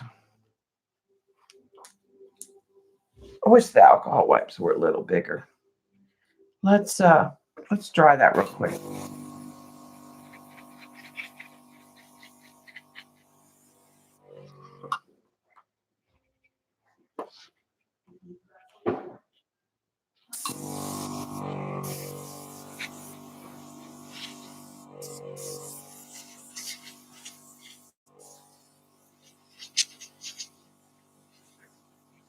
And I'm using a circular movement because this time I want to try to get some cloud-like pattern, sort of.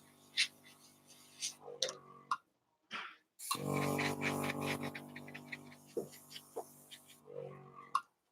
right, and then let's take a.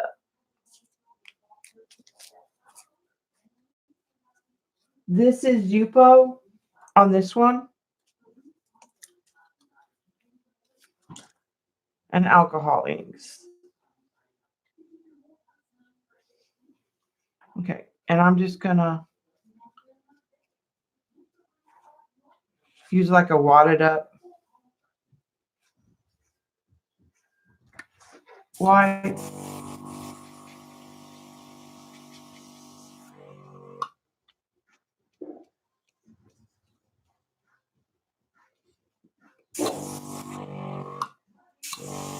To get sort of clouds.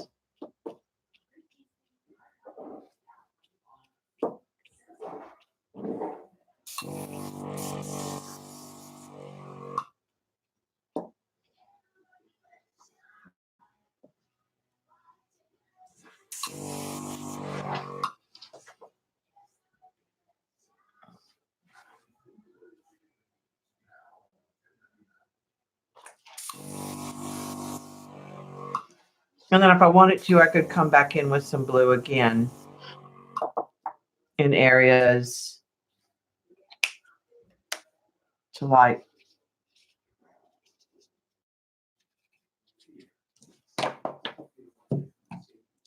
and then soften it with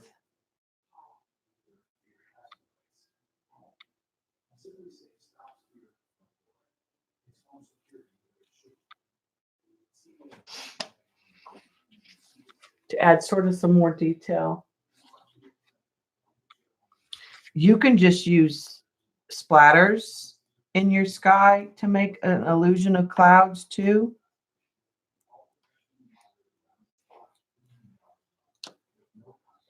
pretty easy.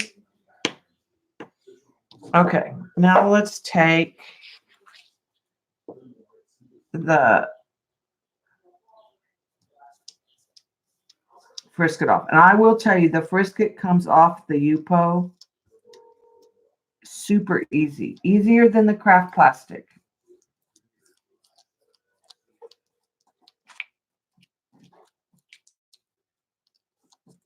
I'm just using my finger. And I got it all off in one piece. Okay, so let's go.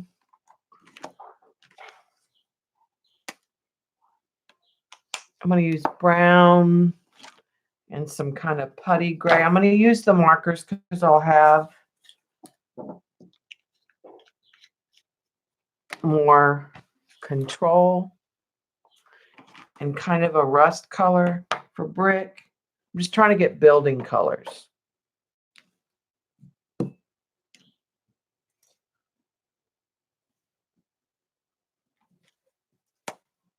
And I'm going to use the brush tip. My gray is not dark enough. Let me get a darker gray.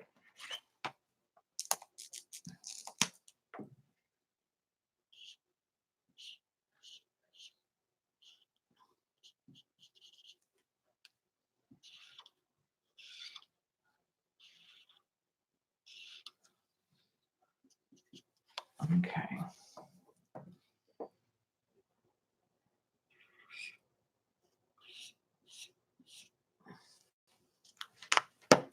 Let's come in with,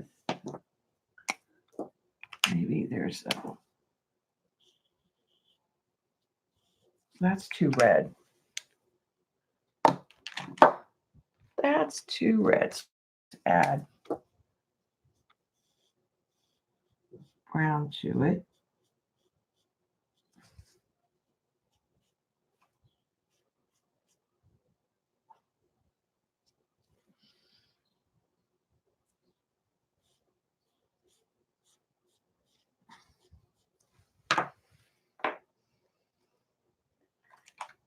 And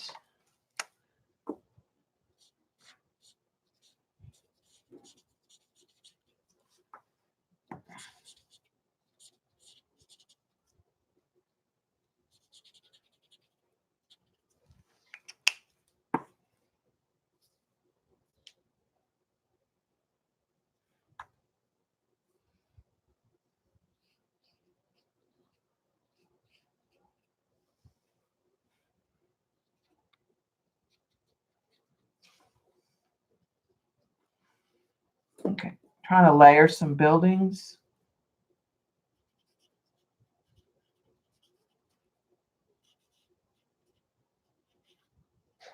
When I went across that black, I picked up some black and got a darker color. And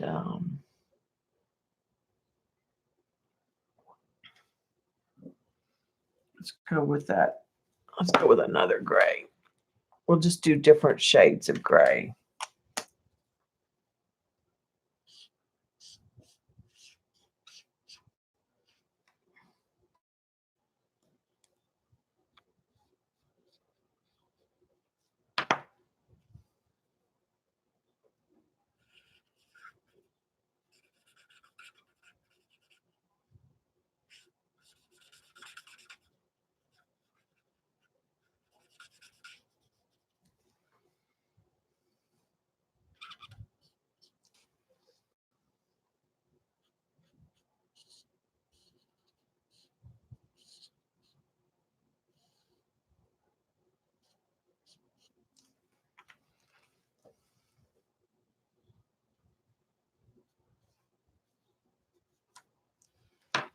Okay, lighter gray.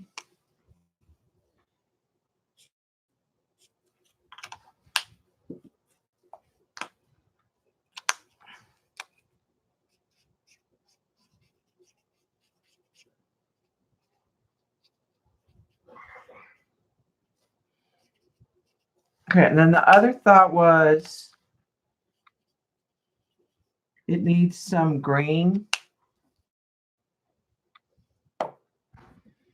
in here.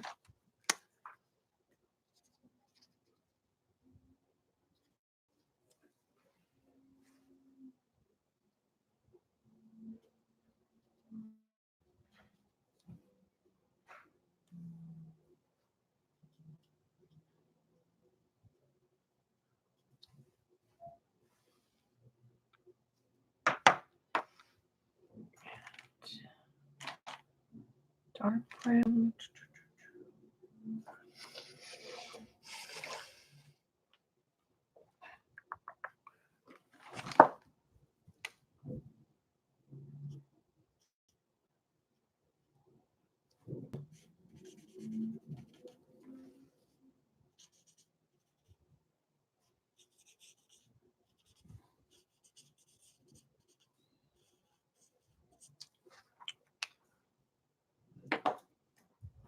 Okay, so there's my city.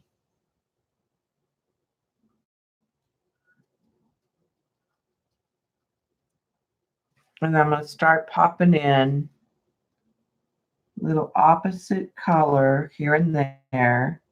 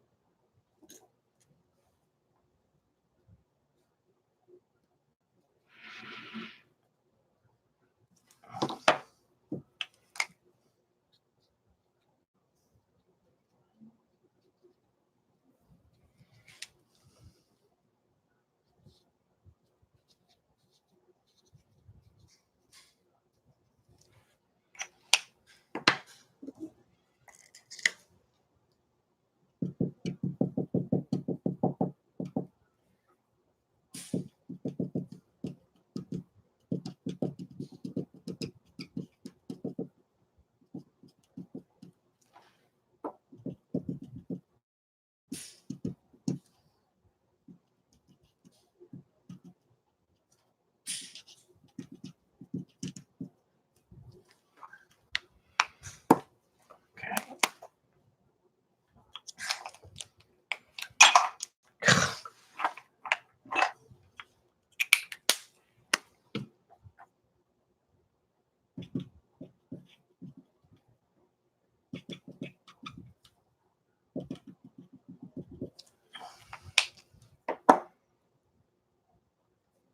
Okay, that rust color.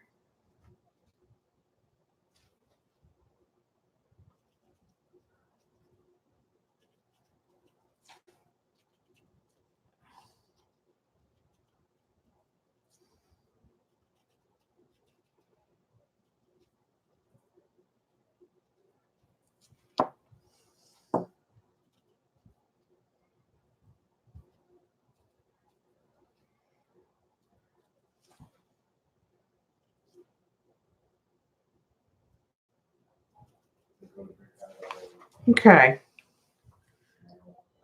So like a reflection. A lot going on in the buildings.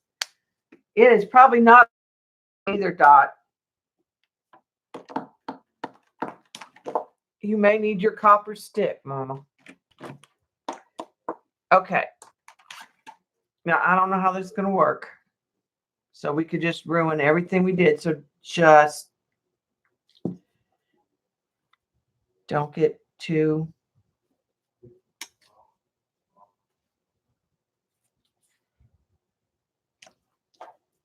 Okay. Let me get some alcohol in a syringe because I think I can control it more. All right, so I'm going to put alcohol ink along the bottom of the buildings.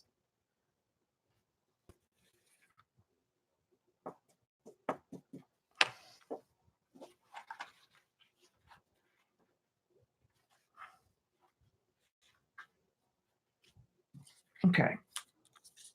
I like the blur that I got, but it's too much.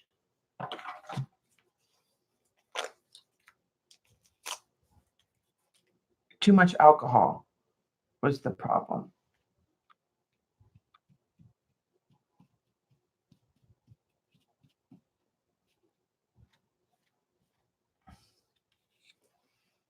So I'm going to come in and pounce.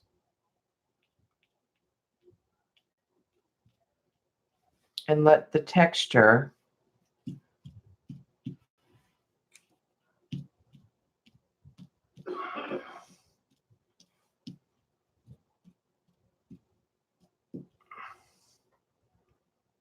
I kind of like that.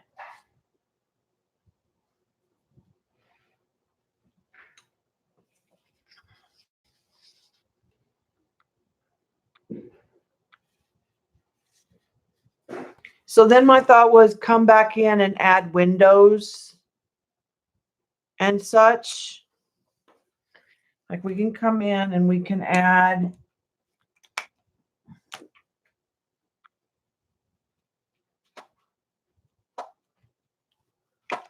I can add layers in the trees.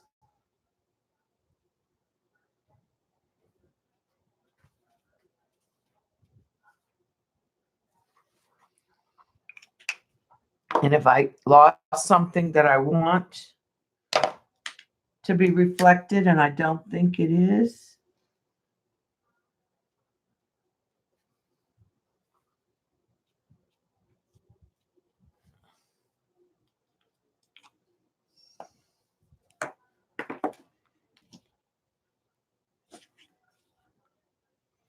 but we could just go in with the black paint pen.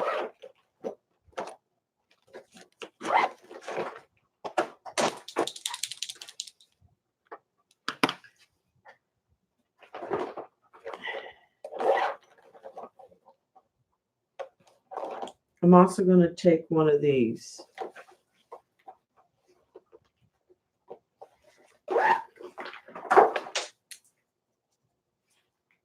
Okay, let me zoom the camera in. I can zoom it in and get y'all where you can see a little better.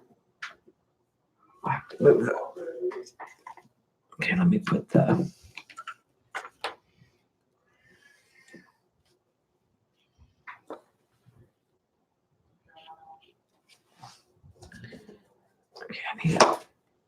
This is just a permanent marker.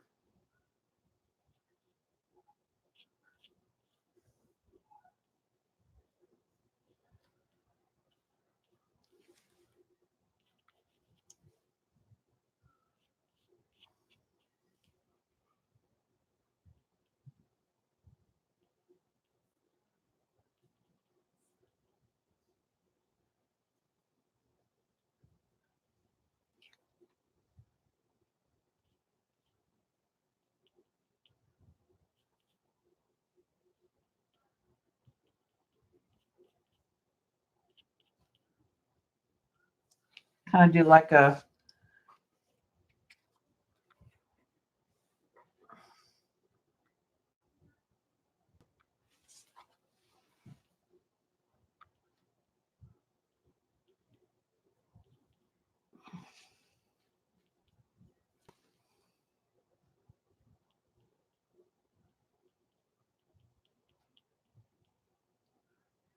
fire extinguisher on the side of the building.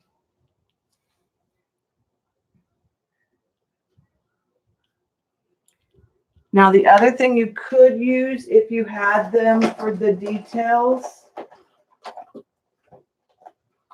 but it might make it bloom. Let's try. This is a fine tip Sharpie.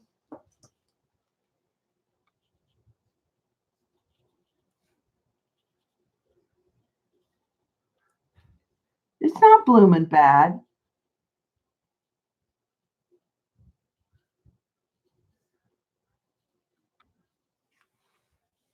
I'm just trying to add sort of lines to those buildings.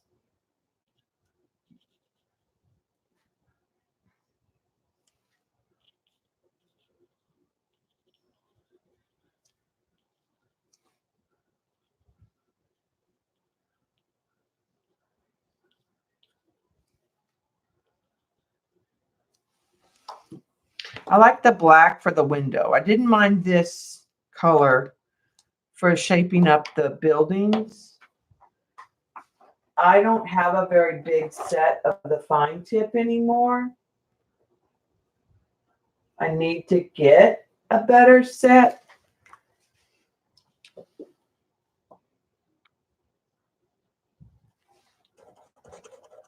No, that's not going to work. Like this building would be better.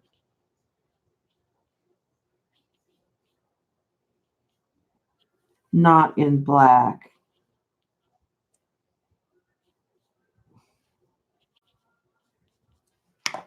But you can soften. Now I could use the fine tip markers probably.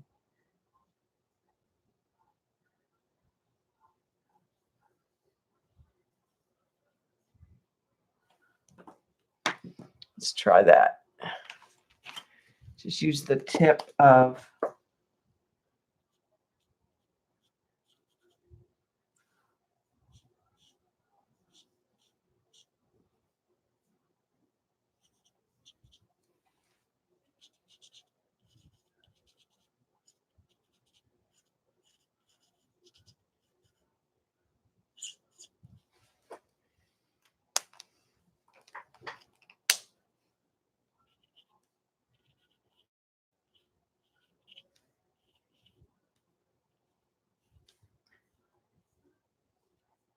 I'm using a line to create like a black line, but then I'm taking the damp brush and softening it.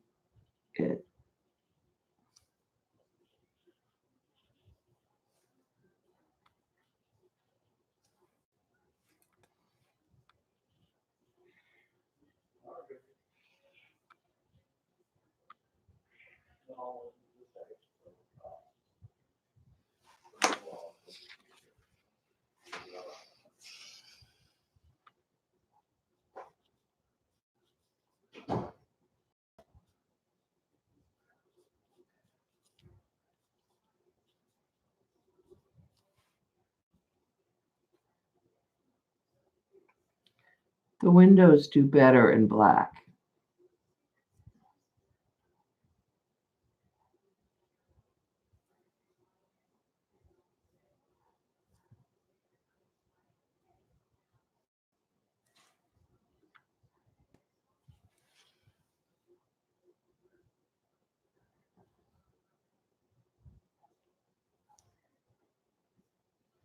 And again, you're just kind of adding the illusion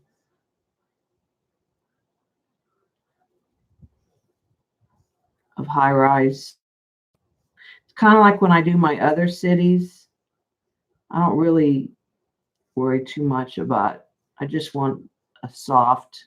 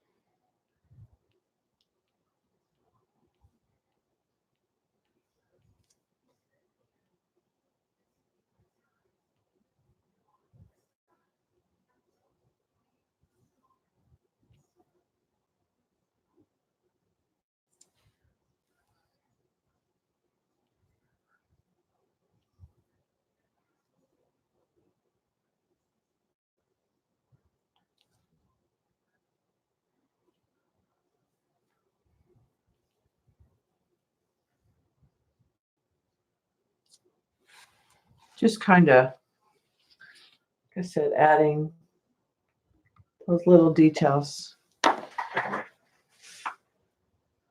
me move this.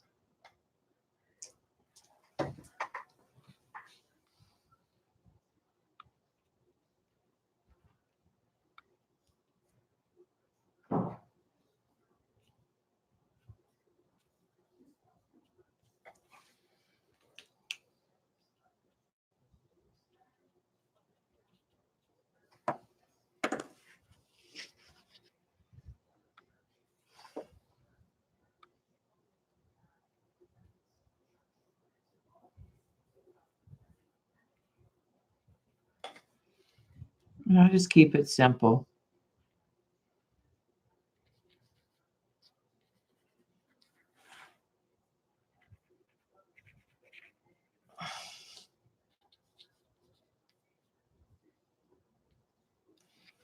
The paint pen might work for darker.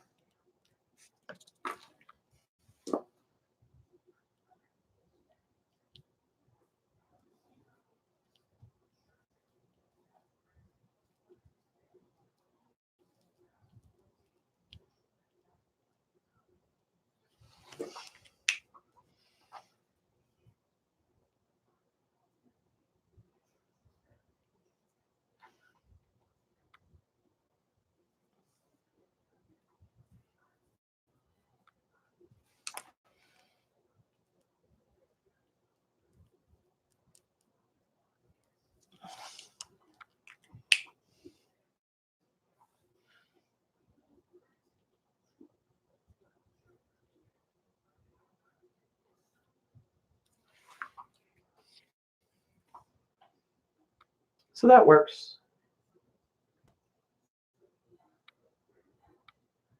I think that's kind of fun. Just like I said, what I saw what she had done, I'll show you the original was more like. And it just made me think of the city.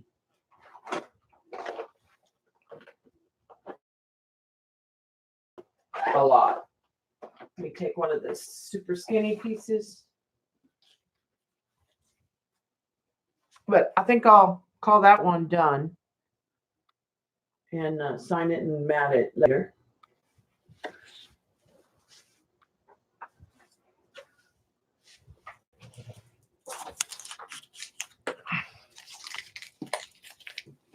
Generate a lot of trash. Okay. What she did was she took a color.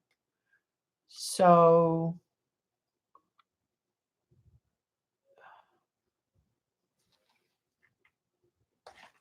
let's take a purple.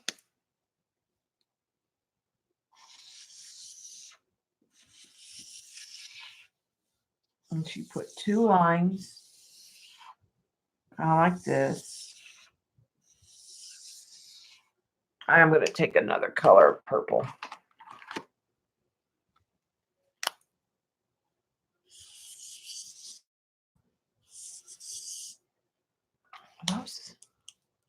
Those may be the same. No, 81, 82. Here's.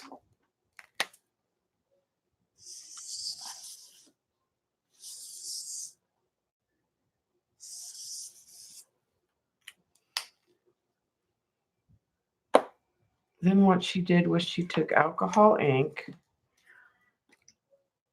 Let me get some.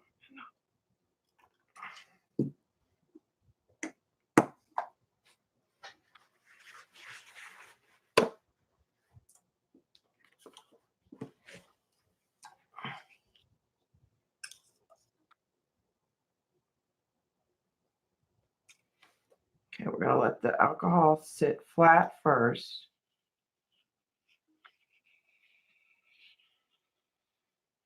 Here's one ribbon. Here's the other ribbon.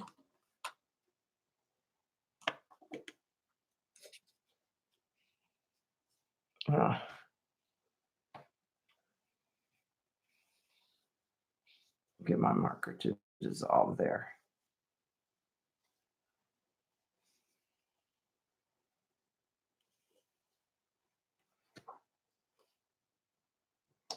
And I probably have too much alcohol, so I'm going to let some of that evaporate. I think I'm going to come in with a row of the real purple ink.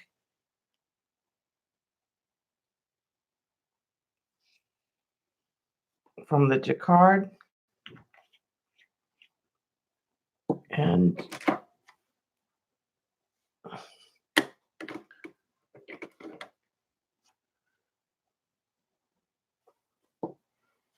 let that do its thing, sort of.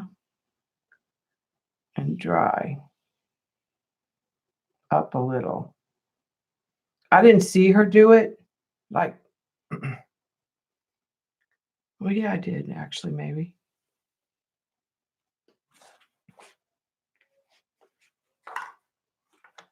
Okay, got it.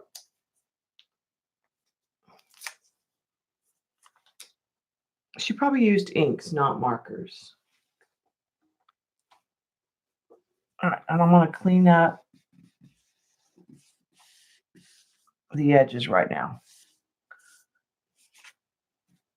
because I've got too much.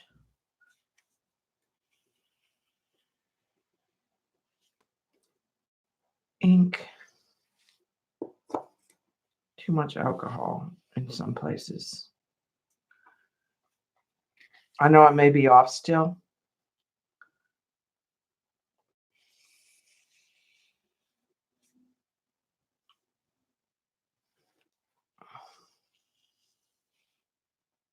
Okay, let me get one more prep and then we'll be.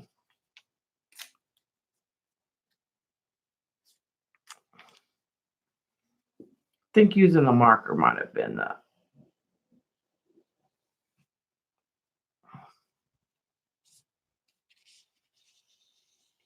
She had a harder line.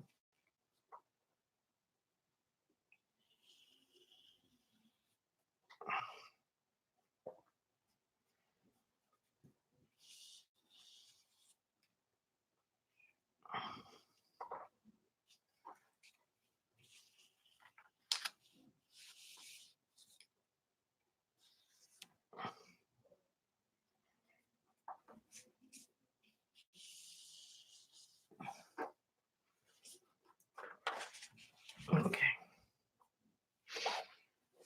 All right, and then she let it run.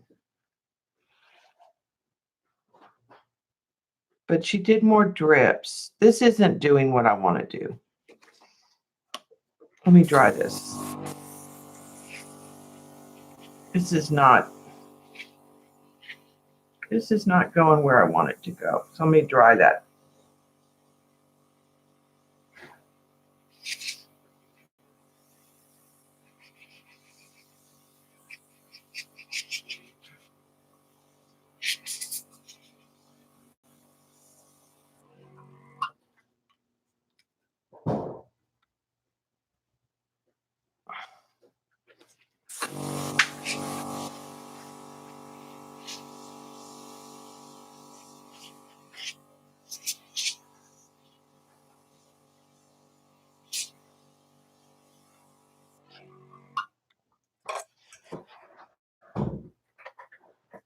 Okay.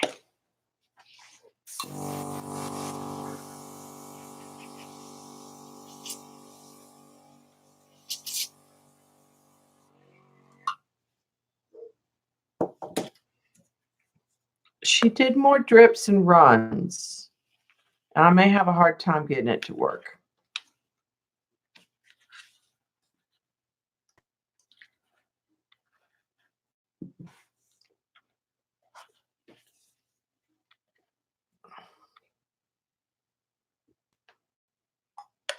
I don't have I need a finer tip. Let's just soften that. It's not doing what I want at all, so.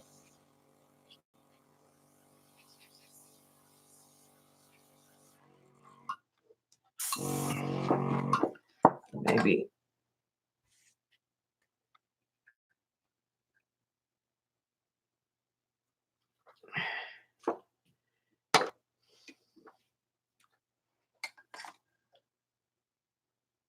I'm gonna try some blending solution in the.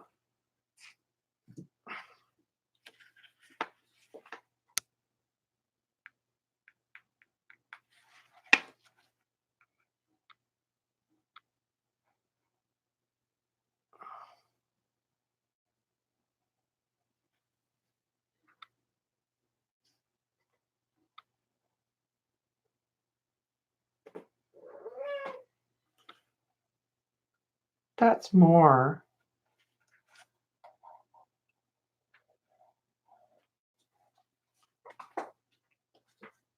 she kind of got that drippy feeling.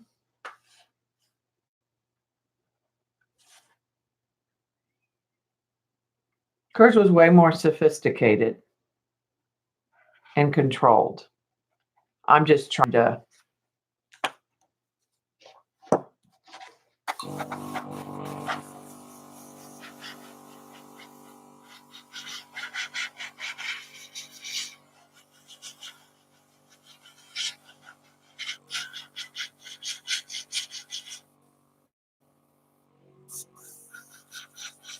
I don't hate that. Sorry.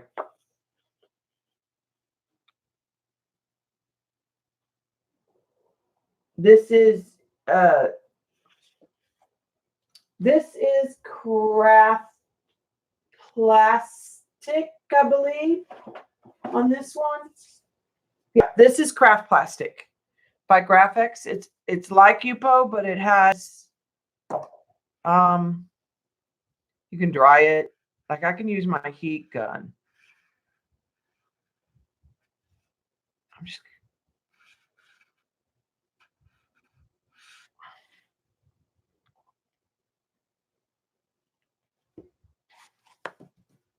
right.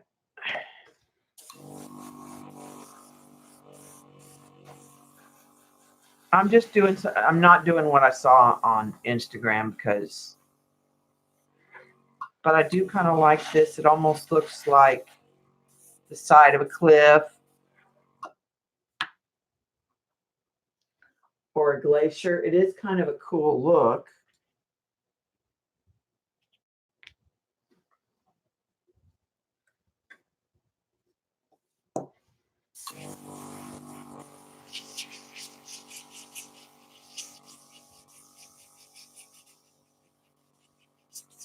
She had more controlled drips.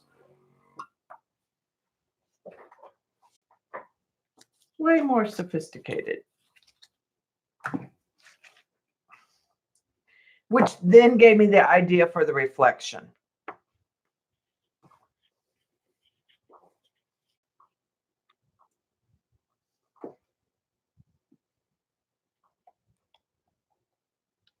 I'm just putting dots of blending solution in this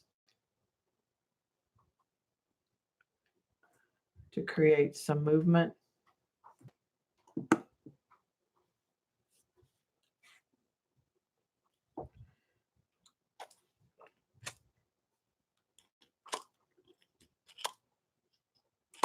Just to use it for something else later as a base.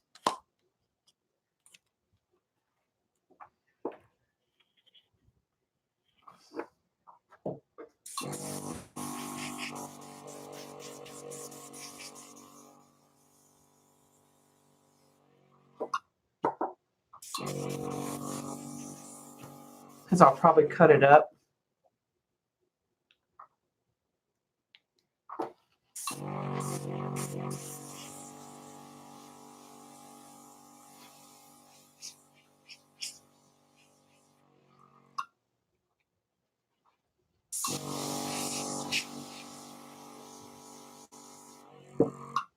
I may work on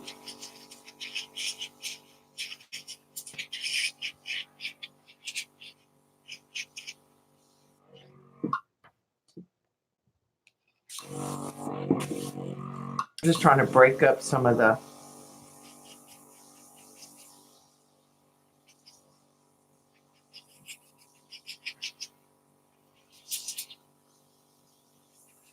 globs on this end.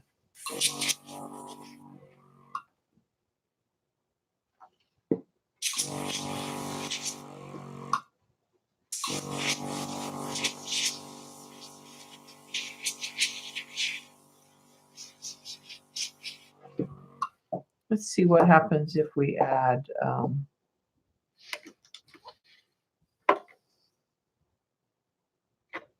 let's just, I want to go opposite something.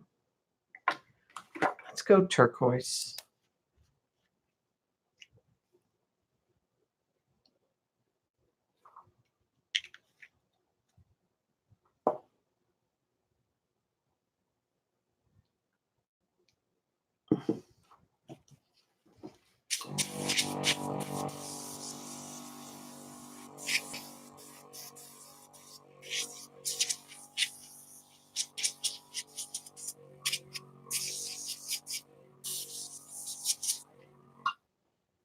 I like that combo.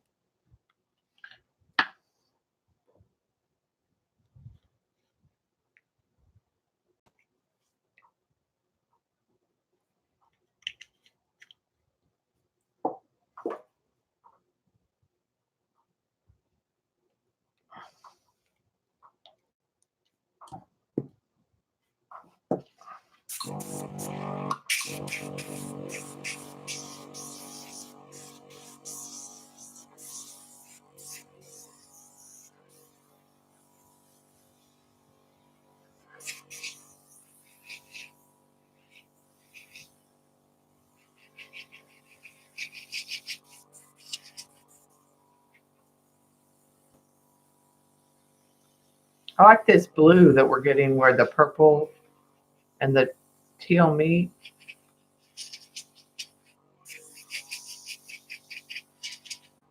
All right, and let's say we try some, I wish I had silver, but I don't think I do. I have gold and white gold. Let's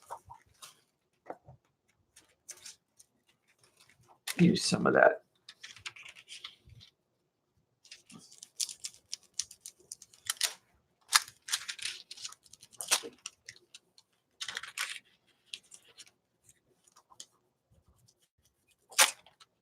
I like when the foil is not solid, because then you don't get, you get here and there if you're looking for here and there.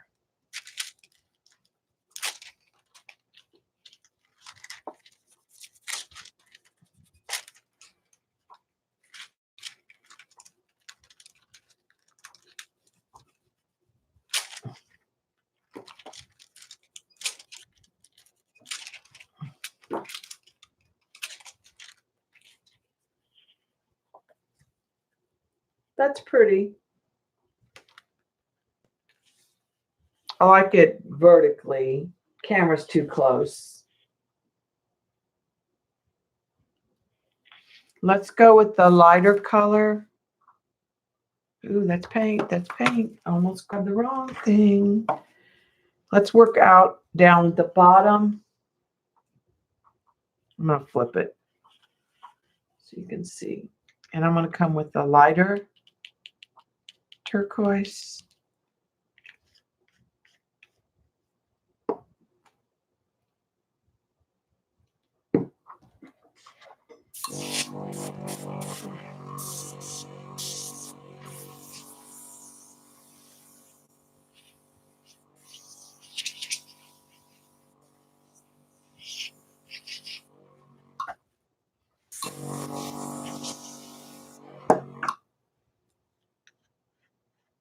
Needs a little bit of darker in there.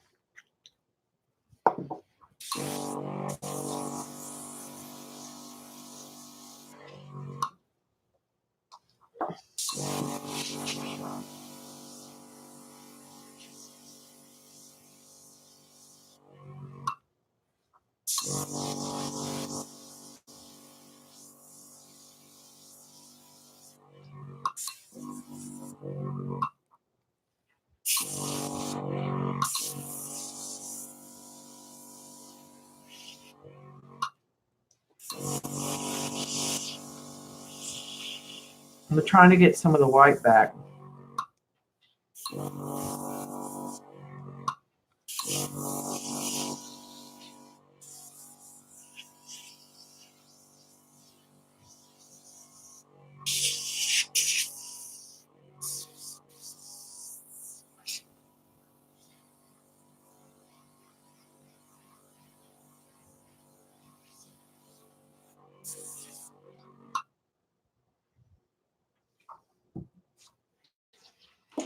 And then you can hit this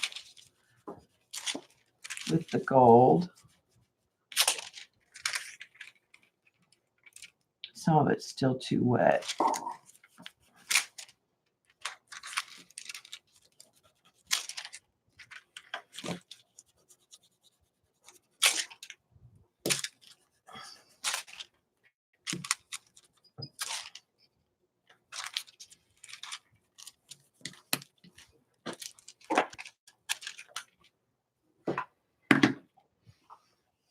So let me back the camera out. Hi, good Vicky. Hi, Norma.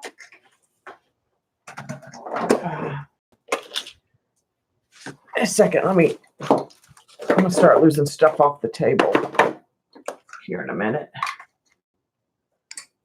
I gotta straighten up or I'll have a mess. Let me back the camera out. You can see a little better. The whole piece.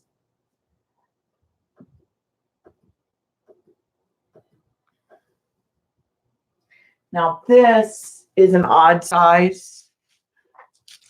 So the way that I would say to frame it,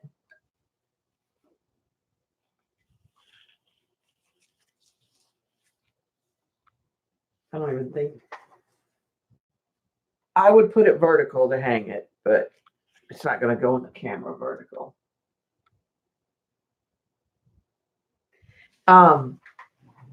This is a offcut of a bigger piece, so it's an odd size. It is 12 by 4. I think you actually can get 4 by 12 frames. I know you can get 4 by 12 canvases, but you could get a 6 by 12 frame and put it on a piece of scrapbook paper and put it in I'll show you. This is what I told Elaine to do because she had an offcut that was weird. Now, this is 4 by 12, so I could make a 4 by 6 and mat it, I think.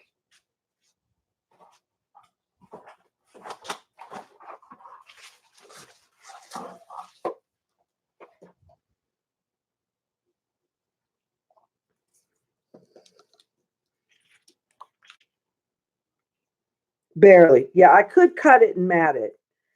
I could decide, like, I could have 2 pieces that were matted. But I think what I would probably do is get a piece. Of course, I'm not going to have a piece that I like necessarily.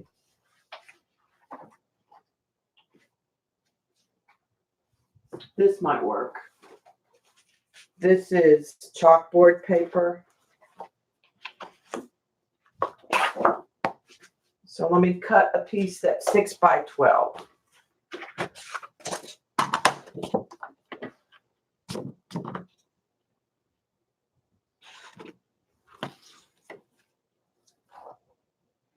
Sorry for my head. I know it's in the way.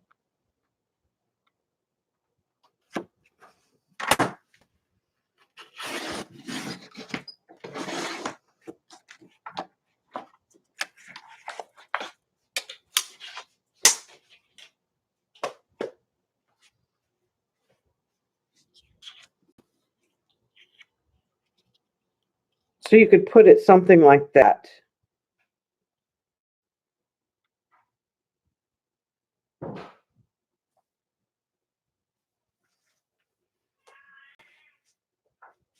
Yeah, the ones that are all wispy-like make me think of silk.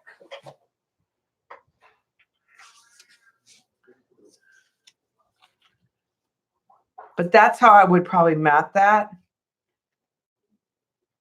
You could get a mat cut for this odd size, but you could frame it like that.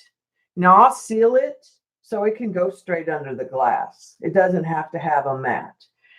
But I like the pop of the black, so I don't dislike matting them. Okay, so my last idea, I'm not going to finish, but I'll show you the idea. Let me move this. I'm going to use this black as a base.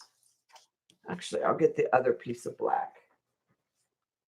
Where did the offcut go? Right. This is torn, so I wouldn't use this piece, but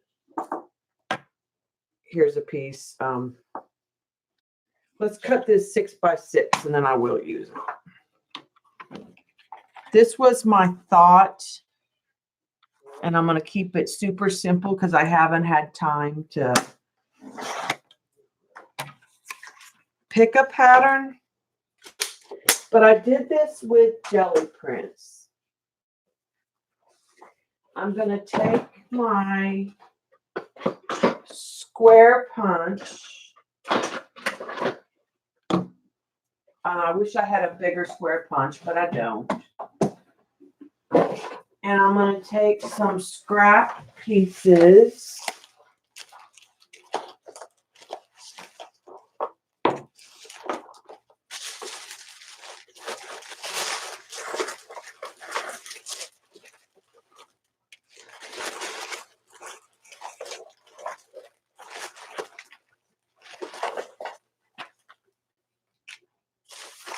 From previous pieces that I'm not necessarily happy with.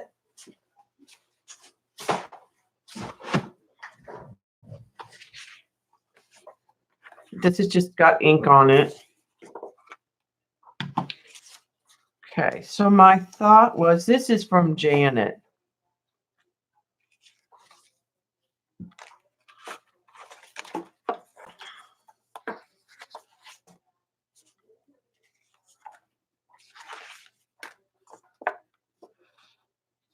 All right, so I'm going to punch some squares. I'm going to do this. It'll just be easier.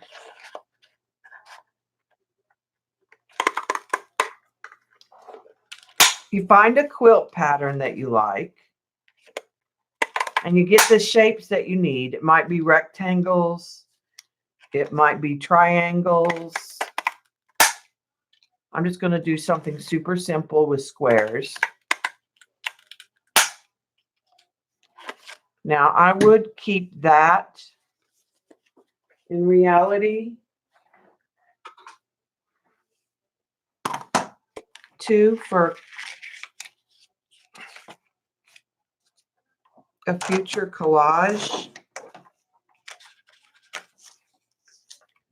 Like, this could be interesting in a collage where you did this and you left the negative, or you put something different in those punches.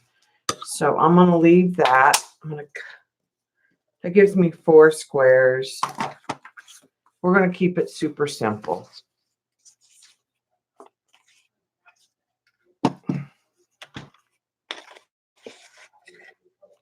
Let's use this pink. These are Vaughn's colors.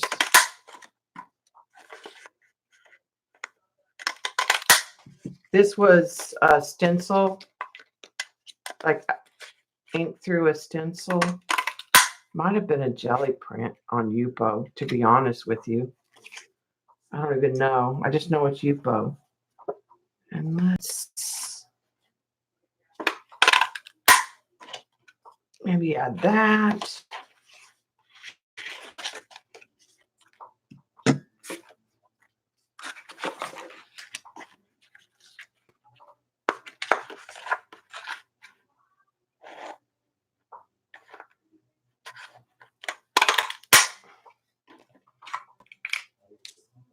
I don't know what I'm going to use. We'll play with it.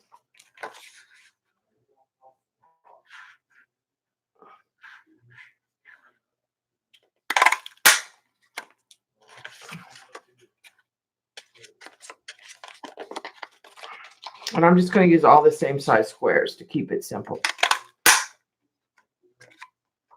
Like I said, I didn't look up a quilt pattern. So there's several pieces punched in squares. Like I said, if you had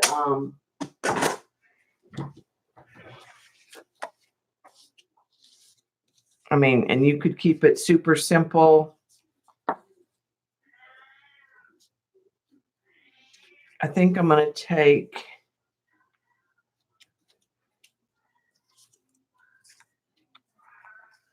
a couple of these, put all four together, and use my scissors. And you could be more precise. And I'm just going to cut corner to corner. But you could use your quilt cutting tools to be more precise. Oh, let me cut the pink because the purple's not showing very well. Let me cut two of the pink.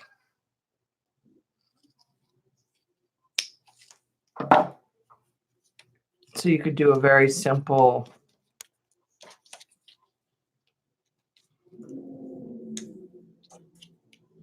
kind of pinwheel.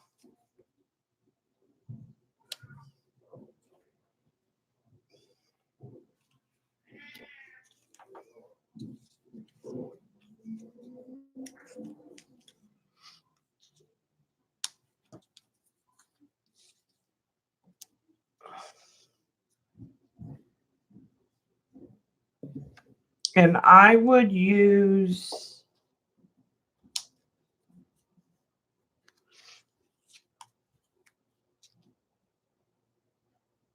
I've done something wrong.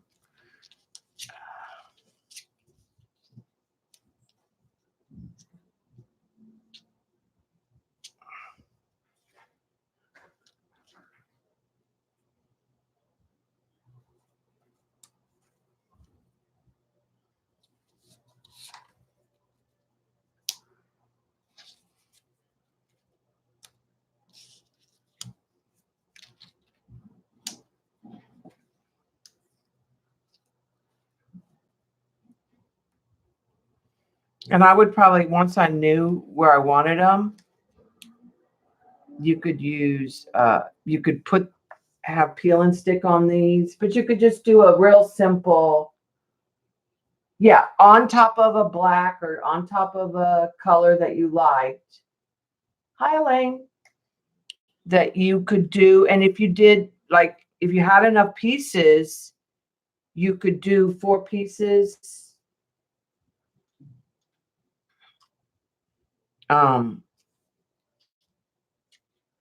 You know, you could,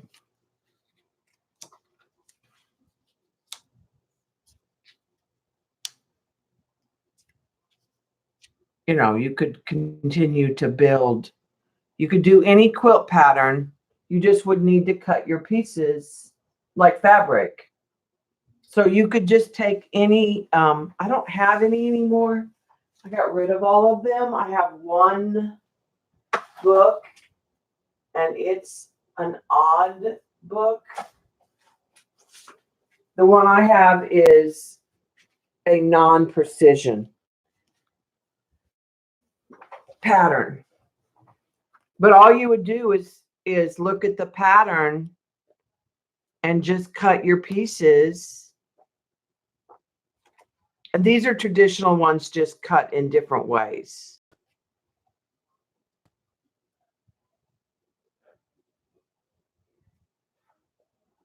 She just doesn't, like, she doesn't do straight lines, straight cuts. She does wonky cuts on purpose. Sorry.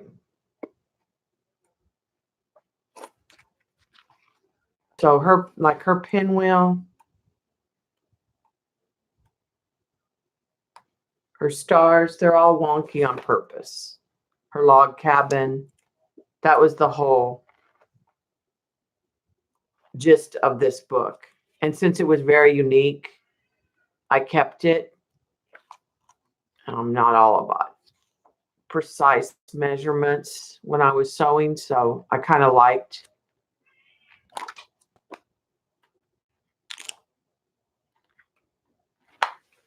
But that was my other, I was going to find do some more quilt pieces. Yeah, and I like it on top of, I mean, you could do it on top. I think it's better on a solid. Now, this one here that I cut,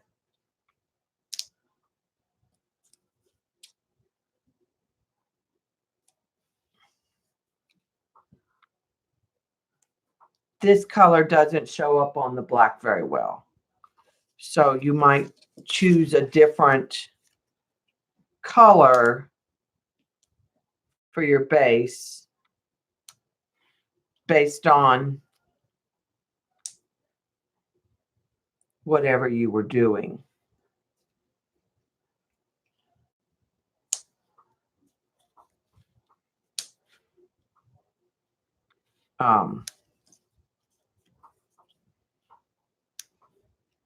And you could just keep playing with the shapes until you built something that you liked. I mean, you could even take like a piece that was white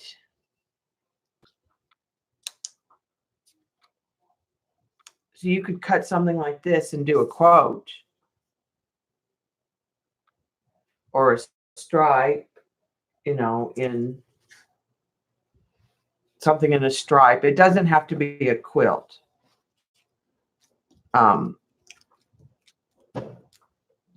You might want to, before you punch them, put the sticky on the back and then punch.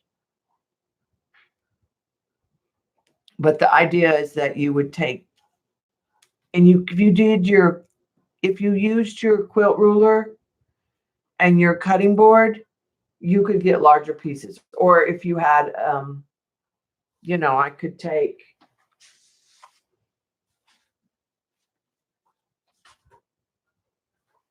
my paper cutter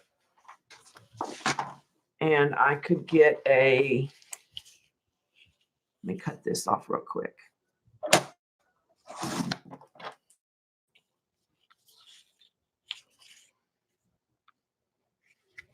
How wide is this? This is 3. So I could get a 3 by 3 square. Super simple. I'm almost done.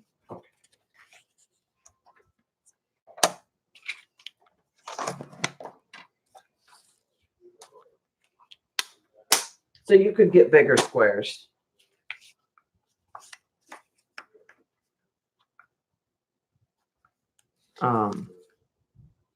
You could also get like rectangular pieces.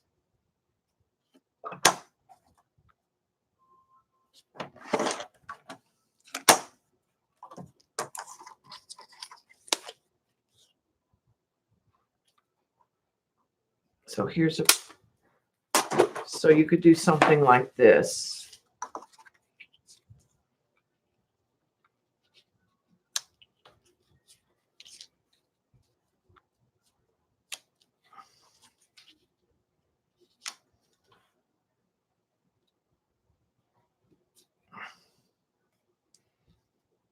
Those don't all match perfectly, but you get the idea.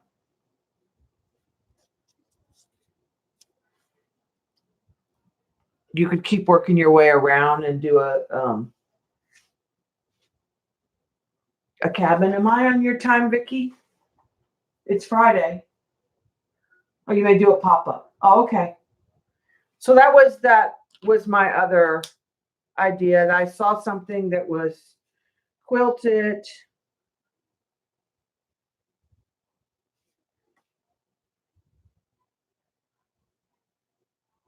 Showed you. The other one requires a canvas that I'm not ready. The other idea was to paint a canvas metallic and then put these on a canvas.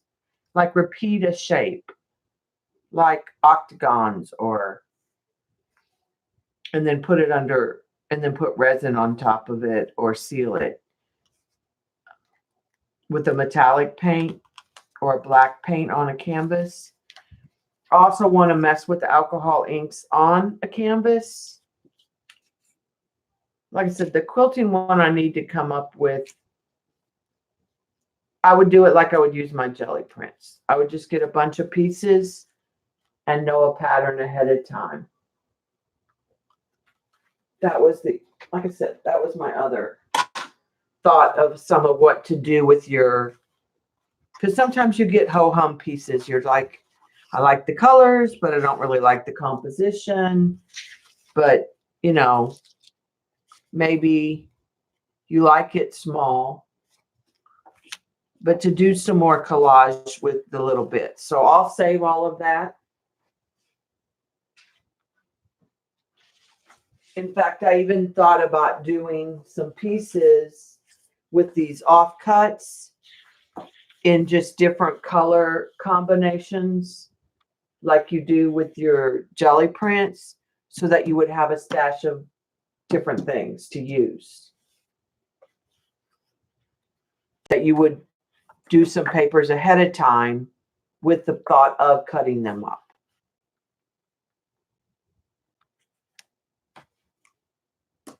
That's pretty much all I had today. That was, you know, I went through Instagram and saw things that it made me think, oh, what if I did this, or what if I did that? And see, like even these little strips could be used in a collage if you put ink on them. So I'll probably start saving these little bits and bobs and just adding ink to them here and there.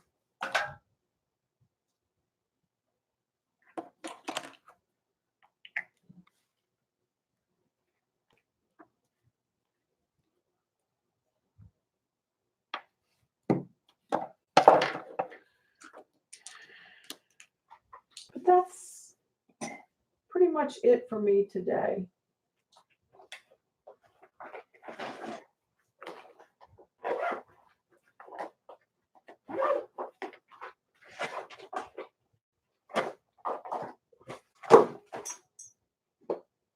I wonder what Crackle does on Yupo with alcohol inks.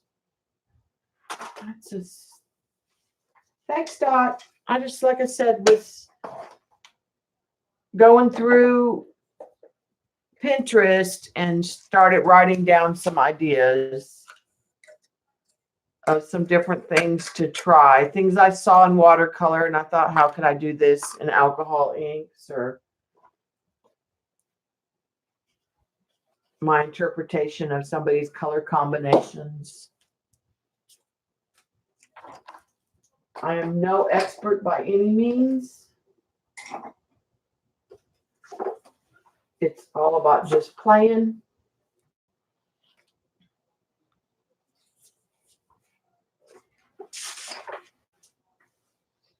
Yep, I got to pack the car tonight for the so I don't have to get up and do it in the morning. And then the show is, I don't know, Dot. It was on Amazon, and it was for makeup. It doesn't say. It was only about $35. Let me look on my phone. It'll be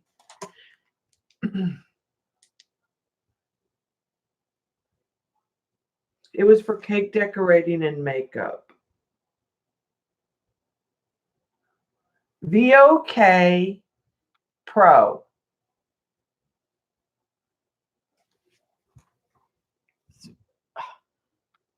It's VOK Pro airbrush kit. Has 3 modes. And it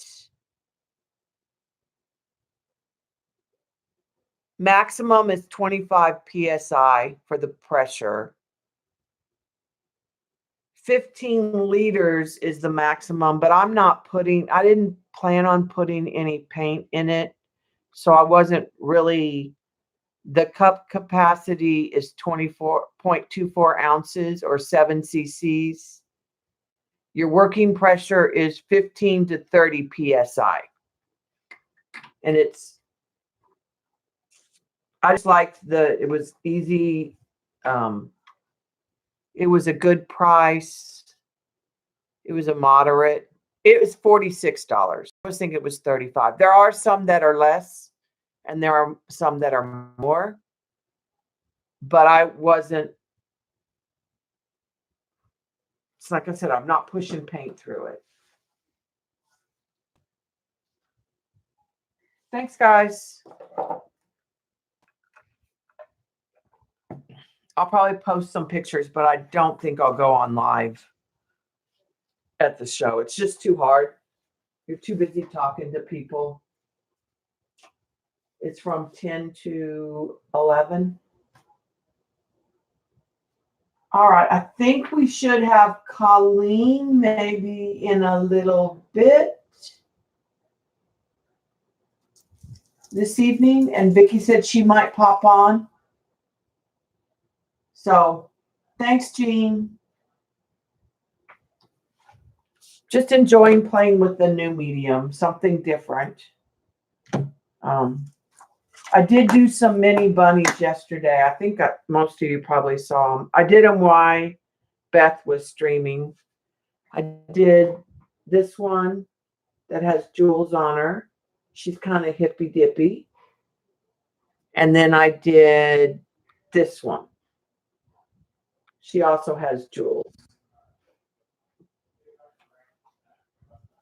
So I have some mini bunnies to take tomorrow. I should have more mini bunnies. I need to do a bunch of mini bunnies.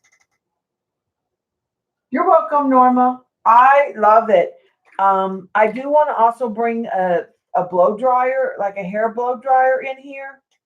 I just haven't. I use mine. So I need to just get one for the art room so that I have, and I want one that does a cool, because I think some of the circular movement might be easier to get. And some of them are using a 2-in-1 curler and heat gun. So I don't know. I'll try. I'm going to look on Amazon and I may order. I don't want a whole bunch of air. So that's why I'm going to look at that 2-in-1. It was a Conair 2-in-1 that some of them were using. But I don't want it to get too hot because I'm not trying to use it for a heat gun. And Shauna, you're not streaming tomorrow, right? Isn't tomorrow the day that you're not streaming?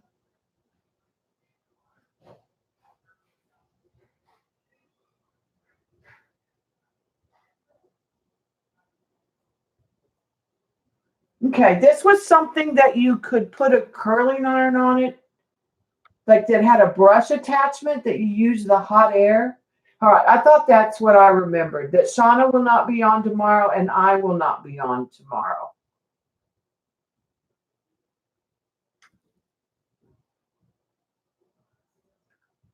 Out. Are you going to Vaughn's, right?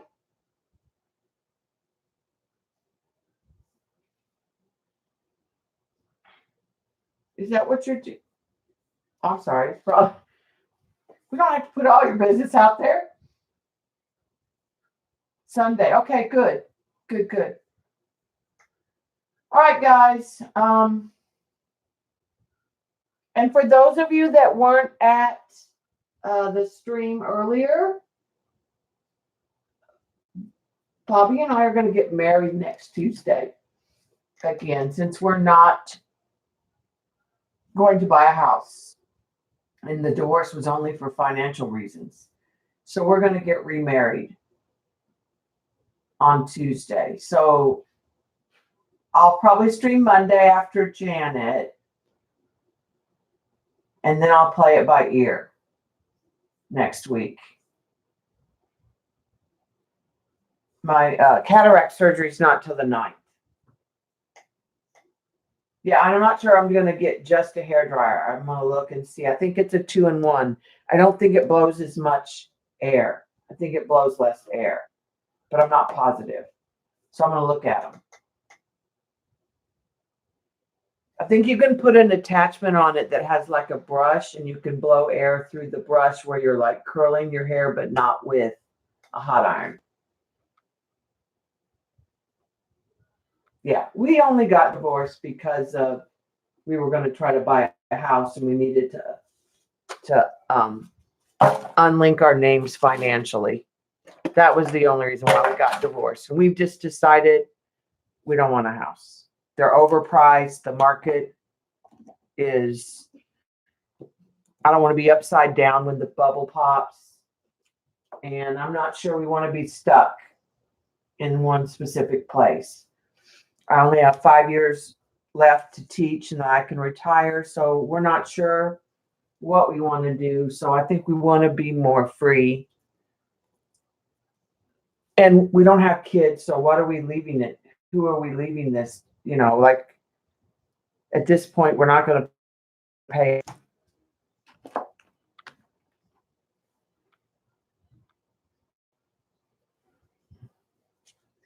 I don't think there's going to be a honeymoon.